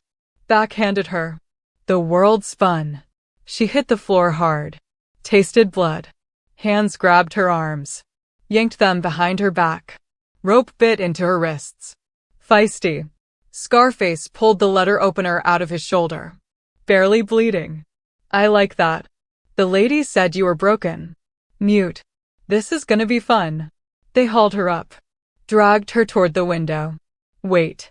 One of the other rogues, younger, uncertain, gestured at Marcus. What about him? Leave him. When he wakes up, he'll tell the king where we're going. That's the point. Scarface grinned at Kaya. We want him to follow. We want him desperate. Stupid. That's when wolves make mistakes. They pushed her through the window. Not a drop. A rope. They'd set up a climbing system. Efficient. Planned.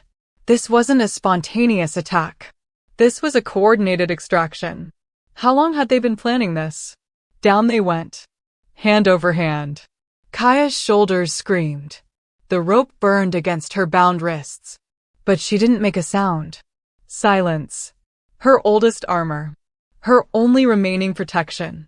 They hit the ground in the gardens. 3 horses waited. Black. Unmarked. Built for speed. Scarface threw her onto one. Mounted behind her. His arms caged her in as he took the reins. Comfortable. His breath was hot against her ear. Good. It's a long ride to the Hollow. The Hollow. Kaya had heard stories. The rogue stronghold deep in the borderlands. Where pack law didn't reach. Where violence was currency and mercy was weakness. They rode hard. Through the gates, which stood open, the guards slumped against the walls, drugged or dead. Through the town. Past houses where pack members slept, unaware that war had just been declared. Into the forest. The trees closed around them like teeth. The bond was agony. Not metaphorical. Actual physical agony. Every mile they traveled away from Draven felt like someone was pulling her organs out through her skin. Kaya doubled over in the saddle. Gasped for air that wouldn't come. Scarface sounded pleased. The mate bond. Hurts, doesn't it? Separation sickness. It'll get worse before it gets better. She couldn't respond. Could barely breathe. Don't worry. Once we're done with you, you won't feel anything at all. They rode for hours. The forest grew darker. Wilder. The trees here were older. Twisted. Wrong somehow. Like the land itself had been corrupted. Finally, they slowed. Ahead, torches flickered. Voices carried on the wind. The smell of smoke and unwashed bodies and violence. The Hollow. It wasn't a town. It was a wound in the forest. Crude structures built from stolen wood and scavenged metal. Tents. Fire pits. Weapons stacked carelessly. And rogues. Dozens of them. Maybe hundreds. All of them turned to watch as Scarface rode in with his prize. We got her, he called out. The siphon. Cheers erupted. Howls. The sound of predators smelling blood. Kaya's stomach turned to ice. They stopped in the center of the camp. In front of the largest structure, calling it a building was generous. More like a pavilion with walls. Scarface dismounted. Dragged Kaya down. She stumbled. Her legs had gone numb from the ride and the pain of separation. The tent flap opened. Valeria stepped out. She'd changed clothes. No more red velvet. Now she wore leather and fur. Battle gear. Her hair was pulled back.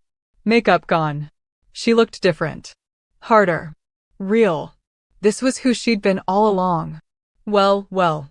Valeria circled Kaya slowly. Predatory. The little maid. Not so invisible now, are you? Kaya said nothing. Oh, still playing mute? That's fine. You won't need your voice for what we have planned. Valeria stopped in front of her, grabbed her chin, forced eye contact. Do you know what you are, Kaya? What you really are? Kaya jerked her head away. You're a battery. Valeria's smile was cruel.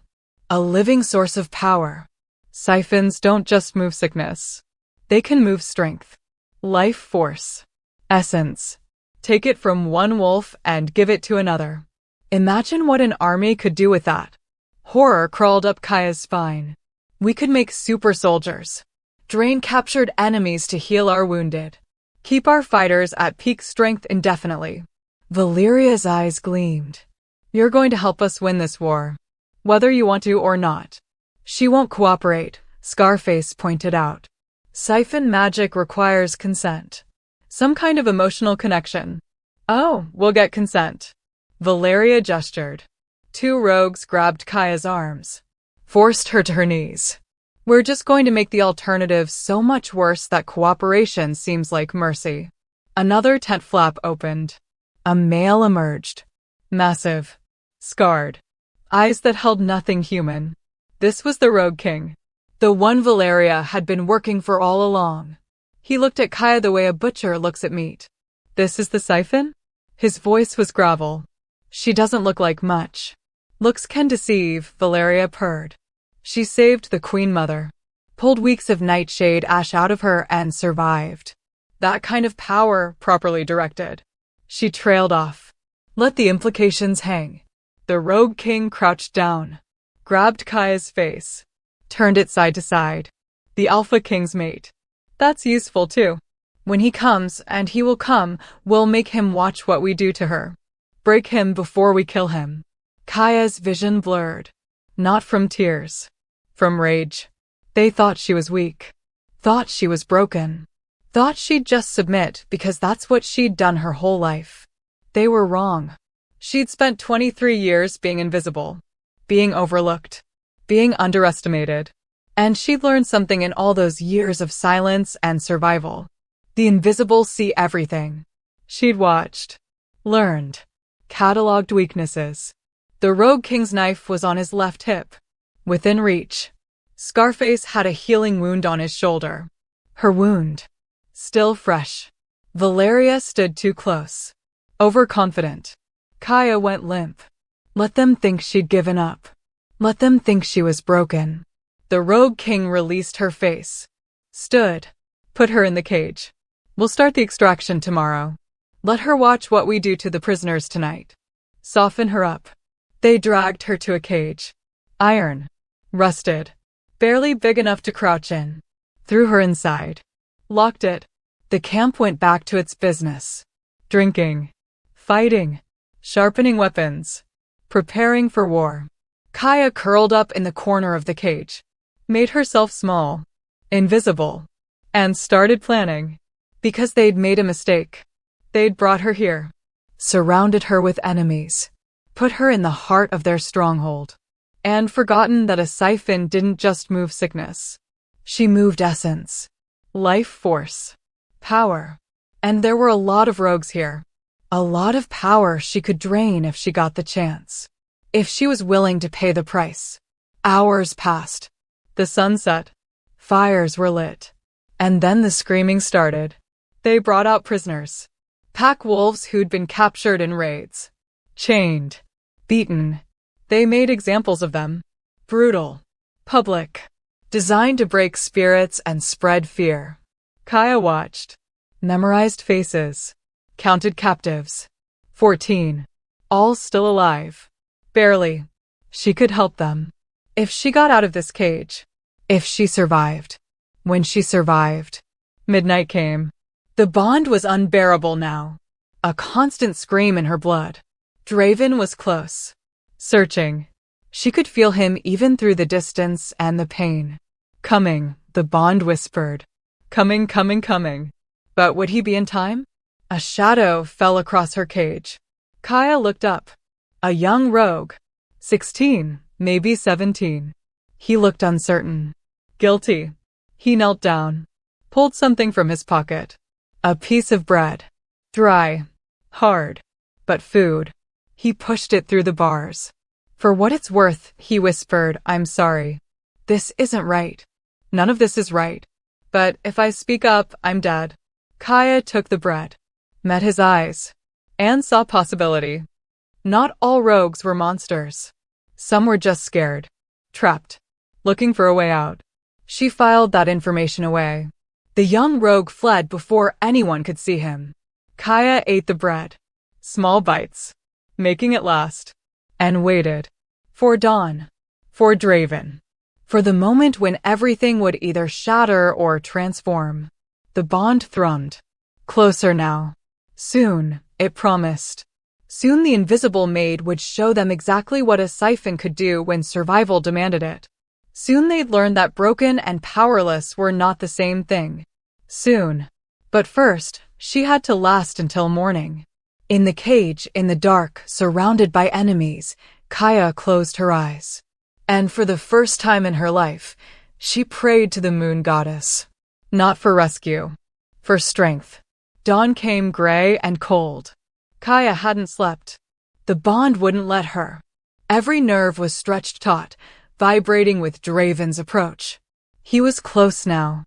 Maybe an hour away. Maybe less. But an hour was a long time when you were locked in a cage surrounded by enemies. The camp stirred. Rogues emerging from tents. Stretching. Sharpening weapons. The casual violence of morning routines. Valeria appeared. Still in her leathers. Hair perfect despite a night in the wilderness. She'd always been good at maintaining appearances. Morning, little maid. She crouched beside the cage. Sleep well. Kaya stared at her. Said nothing. Still silent? That's fine. You'll scream eventually. They all do. Valeria tilted her head. The king is coming, you know. We can feel it. The scouts reported his war party an hour ago. 50 warriors. Maybe more. He's bringing his full strength. She smiled. Which is exactly what we want. While he's here, distracted by you, the rest of our forces will attack the castle. We'll take the Queen Mother. The council. Everything. By the time he realizes the truth, it'll be over. Horror flooded through Kaya. This wasn't about her. It had never been about her. She was bait. A distraction. Oh, that look. Valeria laughed. Finally understanding? You're not special, Kaya. You're a tool. Just like you've always been. The only difference is now we're using you for something important. She stood. Brushed off her knees. Bring her out. Let's give the king something to see when he arrives. Rogues unlocked the cage. Dragged Kaya out. Her legs were stiff. Weak. The separation sickness and lack of food had taken their toll. They forced her to her knees in the center of the camp. Tied her to a post. Arms stretched above her head. Exposed. Vulnerable. The 14 prisoners from last night were brought out. Lined up beside her. All of them beaten. Broken. Barely conscious. A gift, the Rogue King announced to the assembled camp. For the Alpha King when he arrives. His mate. His people. All waiting for him to try and save them. The rogues cheered. Howled. The sound echoed through the forest. And in the distance, Kaya heard it. Answering howls. The war party. Draven was here. The rogues formed ranks. Weapons out. Ready. This wasn't a rescue anymore. This was a trap. And Draven was walking right into it. No, Kaya thought desperately. Don't come. It's a trap. They want you here. But the bond didn't work that way. Couldn't transmit words. Just sensation. And right now, all it transmitted was his rage. His fear. His absolute determination to reach her. The trees erupted. Wolves poured into the clearing. Gray and black and brown. Massive. Powerful. Battle-ready. And at their head, larger than all the others, a black wolf with golden eyes. Draven. He shifted mid-run. Human form. Still moving. Sword in hand. Marcus beside him. The pack warriors fanning out. They hit the rogue lines like a storm. Steel sang. Blood sprayed. The clearing became chaos. Draven fought like something feral. Every movement precise. Efficient. Deadly. Rogues fell before him like wheat before a scythe. He was coming for her. But the Rogue King had planned for this. A net fell from above. Silver threaded. Draven went down hard. The silver burned where it touched. His wolf howled. Trapped. There we go. The Rogue King stepped forward. Massive blade in hand. Not so mighty now, are you? Marcus roared. Tried to reach his king. 3 rogues tackled him. Brought him down. The pack was outnumbered. Kaya could see it now. For every warrior Draven brought, there were 3 rogues. They'd been herded. Corralled. This wasn't a battlefield. It was a killing floor. Draven's eyes found hers. Even trapped. Even burning from silver contact. His first thought was her. I'm sorry, she tried to convey through the bond.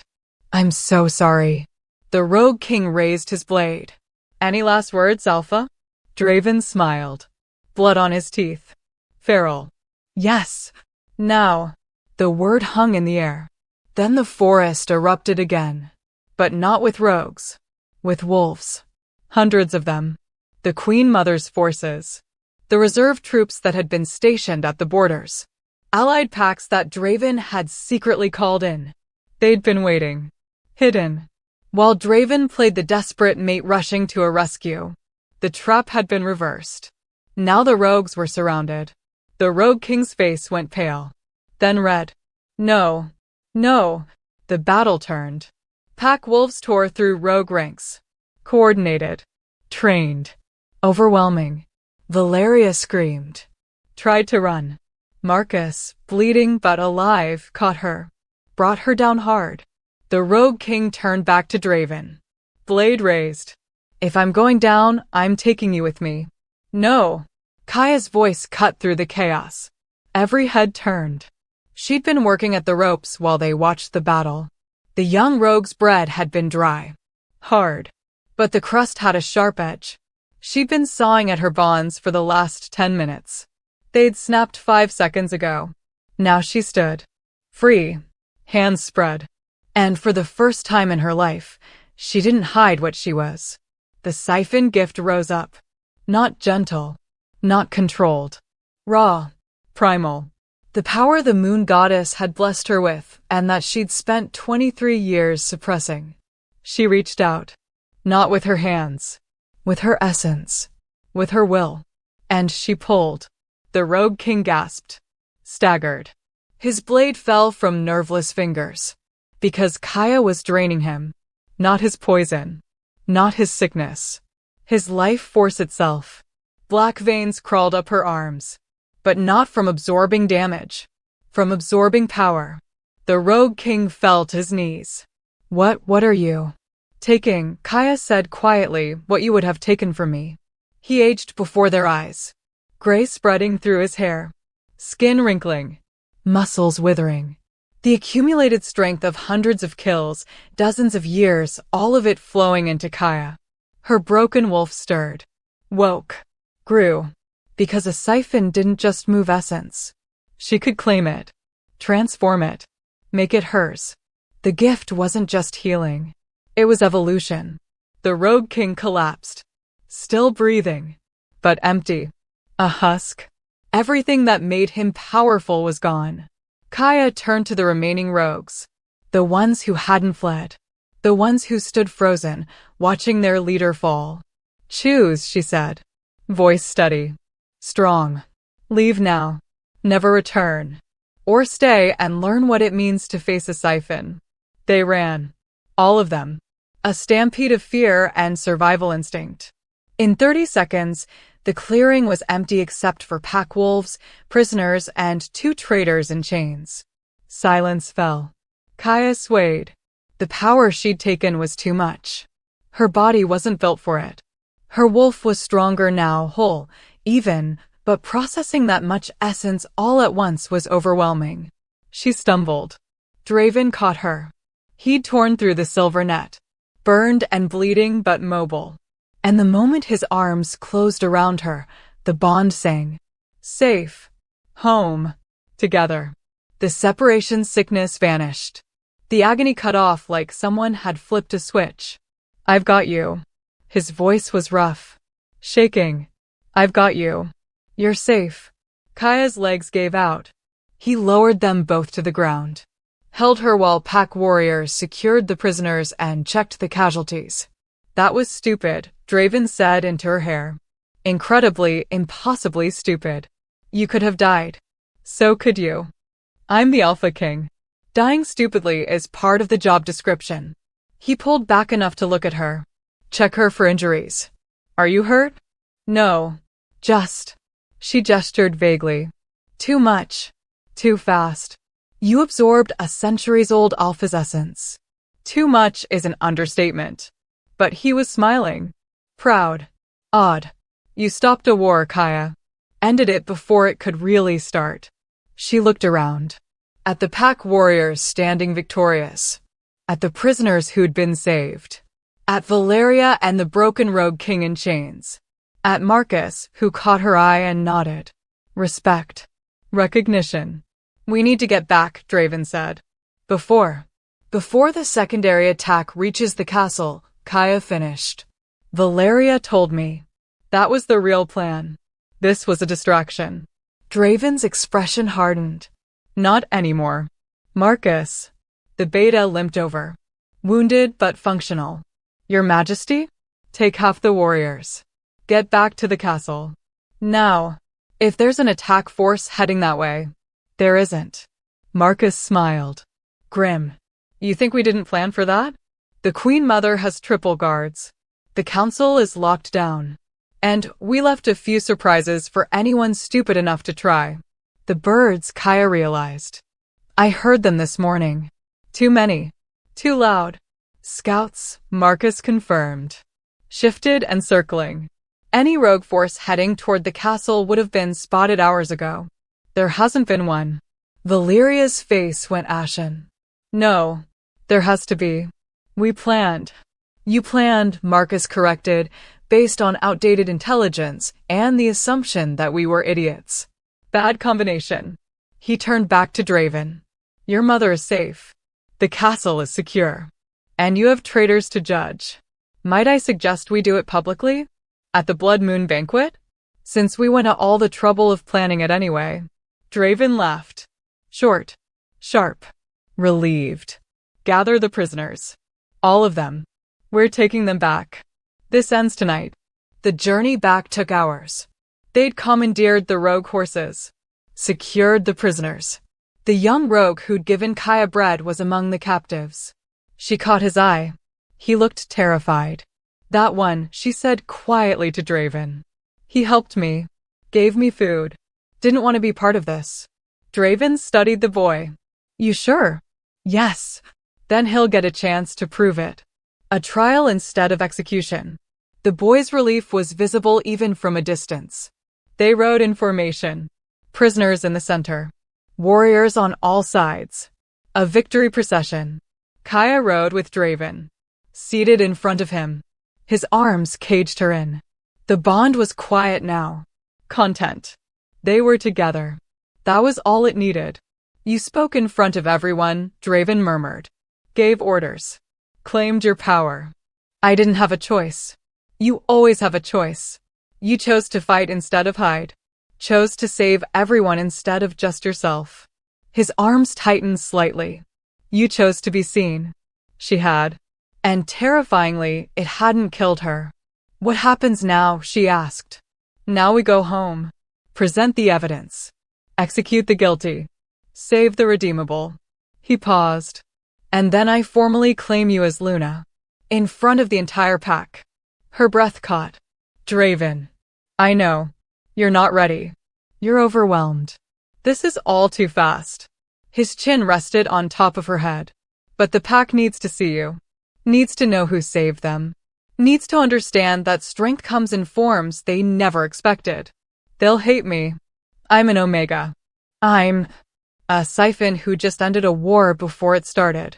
A healer who saved the Queen Mother. A woman who survived torture and captivity and came out stronger. His voice was firm. They won't hate you, Kaya. They'll revere you. She wasn't sure about that. But she was too tired to argue. The castle came into view as the sun began to set. Towers silhouetted against orange sky. Home. When had it become home? The gates opened. The town had gathered. Word had spread. They'd won. The traitor was captured. The threat eliminated. Cheers erupted. Not for Draven. For all of them. Warriors and king and... The Siphon, someone shouted. The Siphon Queen. More voices picked it up. Chanting. Celebrating. Kaya wanted to disappear. But Draven's arms were solid around her. Keeping her present. Keeping her real. Wave, he murmured. They're cheering for you. She lifted one hand. Small. Uncertain. The cheers got louder. They rode through the gates. Into the courtyard. The Queen Mother stood on the steps. Thin but upright. Alive. Draven dismounted. Helped Kaya down. Led her forward. Mother, he said. It's done. The Queen smiled. Looked at Kaya. Thank you. For everything. Kaya bowed. Automatic. Servant's reflex. The Queen's hand came up. Tilted Kaya's chin up. No. You don't bow to me anymore. We're equals now. Family. Family. The word hit harder than any blow. Tonight, the Queen announced to the assembled crowd. We feast. We celebrate. And we witness justice. The crowd roared approval. And Kaya realized this was it. The moment everything changed. The moment she stopped being invisible and became something else. Something she didn't have a name for yet. But something that started with standing beside the Alpha King in front of the entire pack. And ended with her choosing, truly choosing, to stay. The Great Hall had been transformed. Torches lined the walls. The long tables were laden with food, roasted meats, fresh bread, fruits, and vegetables that gleamed like jewels. Wine flowed freely. Music played. Laughter echoed off the stone. The Blood Moon Banquet. Named for the full moon that rose red during autumn. A time of harvest. Of justice. Of endings and beginnings. Kaya stood in the East Wing chamber, her chamber now, apparently, and stared at the dress Sarah had laid out. Not servants' rags. Not noble finery. Something in between. Deep forest green. Simple lines. But the fabric was rich. Real. The kind of thing someone important might wear. You look terrified, Sarah observed. She was adjusting Kaya's hair. Had managed to make the simple braid look elegant somehow. I am terrified. Good. That means you're sane. Sarah stepped back. Surveyed her work. But you're also ready. Whether you feel it or not. Was she ready? Ready to stand in front of the pack? To be seen not as a servant but as what? The king's mate? The siphon? The woman who'd saved the queen? All of it felt like costumes she was trying on. None of them fit quite right. He's waiting, Sarah said gently. Outside the door. Has been for 10 minutes. Kaya took a breath. Smoothed the dress. Opened the door. Draven stood in the corridor. He'd cleaned up. Changed into formal clothes, black and silver, the colors of the Shadowclaw pack. His hair was still damp. The burns from the silver net had been treated, but still showed red on his arms. He looked like a king. He looked at her like she was his entire world. Beautiful, he said quietly. Kaya felt her face heat. It's just a dress. It's not the dress. He offered his arm. Ready? No. Good. Neither am I. He smiled. We'll be terrified together. She took his arm. They walked through the castle. Down corridors she'd scrubbed 1,000 times. Past rooms she'd cleaned and organized and made perfect for people who'd never looked at her twice. Now those same people bowed as she passed. It was surreal. The doors to the Great Hall stood open. The noise from inside was overwhelming. Hundreds of voices. The entire pack. Last chance to run, Draven murmured. She almost laughed. Almost. I don't run anymore. No, he agreed. You don't. They stepped into the hall. The noise cut off. Every head turned. Draven led her through the center aisle, past tables filled with warriors and nobles and servants, past the council members who dismissed her testimony days ago, past faces that ranged from shock to calculation, to the high table, where the Queen Mother sat, where Marcus stood, where 2 empty chairs waited. Draven pulled out a chair. For her. The one beside his throne. The Luna's seat. Kaya sat. Because refusing would cause a scene. Because the bond was humming contentedly. Because running now would be worse than staying. Draven took his throne. Raised his hand. Let the feast begin. The noise resumed. Louder now. Excited. The servants brought out more food. More wine. The celebration was genuine. They'd won. They were safe. Justice was coming. Kaya picked at her plate. Too nervous to eat. Too aware of the eyes that kept darting toward her. Measuring. Judging. Ignore them, Draven said quietly. They're curious. Not hostile. Some are hostile. Some are always hostile. That's pack politics. He took a drink. But most are grateful. You saved the queen. Ended the rogue threat. That earns loyalty. For now, he agreed. The rest you'll have to earn over time. But you will. I know you will. His certainty was baffling. The feast continued. Hours passed. Finally, as the moon rose full and red outside the windows, Draven stood. The hall went silent. Tonight, we celebrate victory, he said, voice carrying to every corner. But first, we address betrayal. Guards brought them in. Valeria. The rogue king, barely conscious, still withered from what Kaya had taken. A dozen rogue lieutenants who'd been captured. They were forced to kneel in the center of the hall. Lady Valeria Vane, Draven began. You stand accused of attempted murder, treason, conspiracy with enemy forces, and crimes against the crown. How do you answer? Valeria lifted her head. Even now, even defeated, she was defiant. I answer that you're weak. That choosing an Omega over a political alliance proves it. That when the history of this moment is written, they'll remember you as the king who destroyed his pack for a bed slave. Gasps rippled through the hall. Draven's expression didn't change. Anyone else have objections to my choice of mate? Silence. Heavy. Tense. No? Good. He looked back at Valeria. Your crimes are witnessed. Your guilt is proven. The sentence is death. But I'm offering you a choice. Quick death by blade. Or slow death by exposure. Choose. I choose, Valeria hissed, to watch you fall. All of you. The rogues aren't finished. There are more. Stronger. And they'll come for your precious siphon. They'll. Enough. Draven made a gesture. A guard stepped forward. Sword raised. Valeria's eyes went wide. Wait, I choose blade. I choose. The sword fell. It was quick. Clean. Merciful. More than she deserved. The rogue king was next. Then his lieutenants. One by one. Justice swift and final. Until only the young rogue remained. The one who'd given Kaya bread. You, Draven said. Name.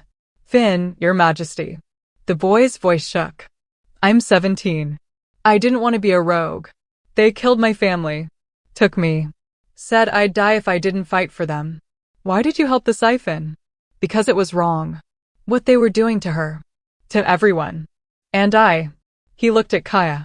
I thought if I helped her, maybe the moon would forgive me. For the things I'd done. Draven looked at Kaya. Raised an eyebrow. Your call. She stood. Walked to the boy. He flinched. You gave me bread, she said quietly. When no one else would. That matters. I didn't do enough. You did what you could. In a situation where kindness was dangerous. That's bravery. She looked at Draven. He deserves a chance. Then he'll have one. Draven addressed the hall. Finn will serve a year's probation. Under guard. If he proves loyal, he'll be accepted into the pack. If he betrays us, he dies. Clear? Finn nodded frantically. Yes. Yes, your majesty. Thank you. I won't, I'll prove. Take him to the barracks, Draven ordered. Guards led Finn away. Not roughly. Just securely. Draven turned back to the hall. The threat is ended. The traitors are dead. The pack is safe. He paused. And now I claim my Luna. The hall erupted in cheers. Draven descended from the high table, crossed to Kaya, took her hand. Kaya. No family name. No pack lineage. Born to nothing and told you'd never be anything. His voice was strong. Clear. You saved my mother's life. Saved this pack. Showed more courage and strength than I've seen in a lifetime of warriors. And you are mine. My mate. My Luna. My queen. He dropped to one knee. The hall went silent. Shocked. An Alpha King didn't kneel. Ever. I kneel, Draven said, looking up at her, because you deserve to be elevated. To be honored. To be seen. He pulled something from his pocket. A silver circlet. Simple. Beautiful. Will you accept this? Will you stand beside me? Not as a servant. Not as a tool. But as my equal. Kaya's eyes burned. Her throat closed. Every instinct screamed to refuse. To say she wasn't worthy. To retreat into invisibility. But she'd tried that. And it had nearly destroyed her. Time for something different. Time to choose visible. Choose whole. Choose belonging. Yes, she whispered. Then louder. Yes. The hall exploded. Cheers. Howls. Celebration that shook the rafters. Draven stood. Placed the circlet on her head. Then he kissed her. In front of everyone. Claiming her. Marking her. Making it undeniable. When he pulled back, his eyes were gold. Wolf eyes. Satisfied. Victorious. My Luna, he said. Just for her. My Kaya. And she believed him. 3 months later. The gardens had always been Kaya's favorite part of the castle. Even when she'd been a servant, scrubbing floors and emptying chamber pots, she'd stolen moments here. Sitting under trees. Listening to birds. Letting herself breathe. Now she walked here freely. Luna of the Shadowclaw Pack. Mate to the Alpha King. Siphon and healer and living legend. It still felt surreal. Luna. A voice called. Young. Excited. Kaya turned. A pup ran toward her. 7 years old. The daughter of one of the warriors. She'd been sick last week, fever that wouldn't break. Kaya had helped. Just a touch. Just enough to ease the suffering without draining herself. The pup's mother had cried. Not from fear. From gratitude. Look. The pup held up a flower. I picked it for you. To say thank you for making me better. Kaya took the flower. Knelt down to the pup's level. This is beautiful. Thank you. The pup beamed. Then ran off, back to playing with the other children. You're good with them, Marcus observed. He'd been walking with her. Guard duty, officially. Though Kaya suspected it was more about companionship. They're not afraid of me. That's nice. Why would they be afraid? You saved their queen. Their pack. You're a hero. I'm a siphon.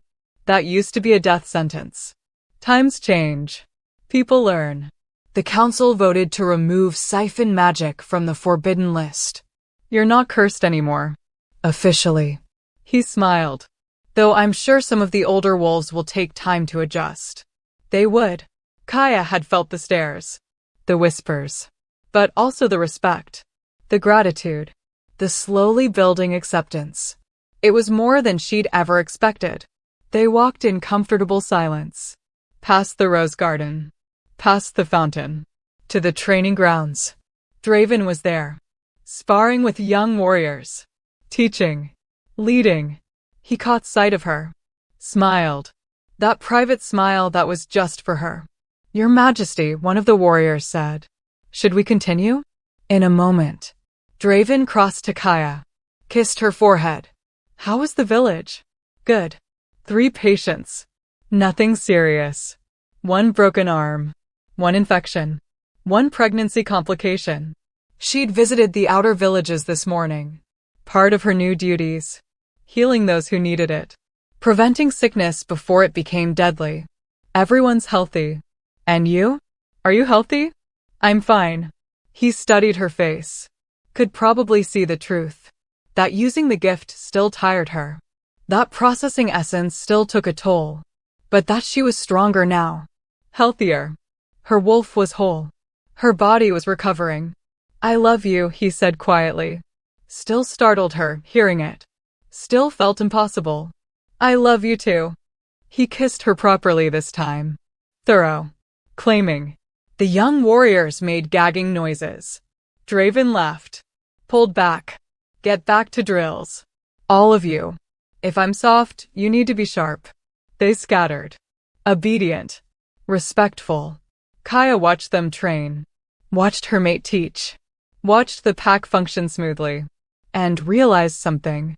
She was happy. Not content. Not resigned. Actually, genuinely happy. What are you thinking? Draven asked. That I never imagined this.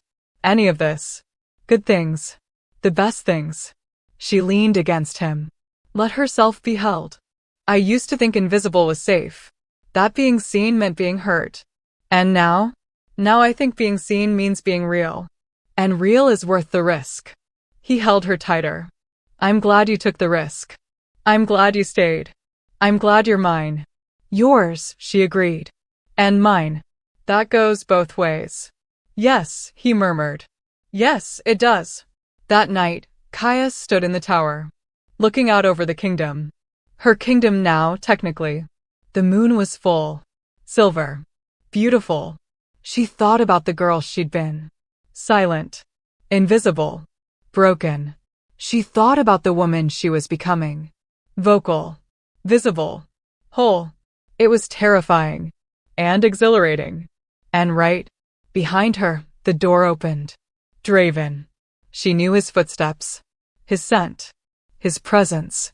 He joined her at the window. Wrapped his arms around her from behind. What are you thinking about? He asked. Legacies. Legacies. What we leave behind. Who we become. She turned in his arms. I used to think I'd die invisible. That I'd be forgotten. That I'd never matter. And now? Now I think maybe I'll be remembered. Not as the mute servant. But as the Luna who changed things. Who proved that power comes in unexpected forms. Who showed the pack that broken and worthless aren't the same thing. You're not broken. No, she agreed. Not anymore. She kissed him. Soft. Sure. Whole. And when she pulled back, she said the words that still felt new. Still felt precious. Thank you. For seeing me. For choosing me. For giving me a chance to become someone I'm proud of. Thank you, he countered, for staying. For fighting. For being brave enough to let yourself be seen. They stood together. Alpha King and Siphon Queen. Monster and miracle. Broken pieces that had found each other and forged something stronger than either could be alone. Outside, the moon shone silver. The pack slept peacefully. The kingdom was safe. And in the tower, two souls bound by fate and choice held each other and looked toward the future. A future where invisible girls could become queens. Where silence could transform into strength. Where the moon goddess's greatest gifts were often disguised as curses.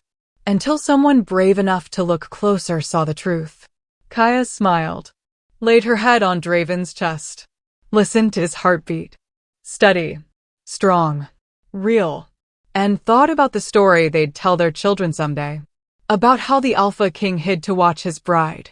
How a maid revealed the shocking truth. How love and courage and sacrifice changed everything. It was a good story. But the best part? The ending wasn't written yet. They had years ahead of them. Decades. A lifetime of moments to fill with choices and chances and changes. And Kaya, no longer invisible, no longer silent, no longer broken, was ready for all of it. Ready for bed? Draven murmured. Ready, she said. And together, they left the tower. Descended the stairs. Walked through their castle to their chambers. Together. Always together. The way it was meant to be. 5 years later, a daughter was born to the Alpha King and his Luna Queen.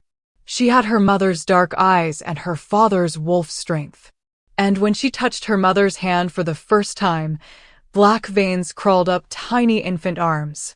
The siphon gift lived on. But this time, the child wouldn't have to hide, wouldn't have to be silent, wouldn't have to be invisible, because her mother had changed the world, had rewritten the story of what siphons could be. And when the daughter grew old enough to understand, Kaya would tell her the truth.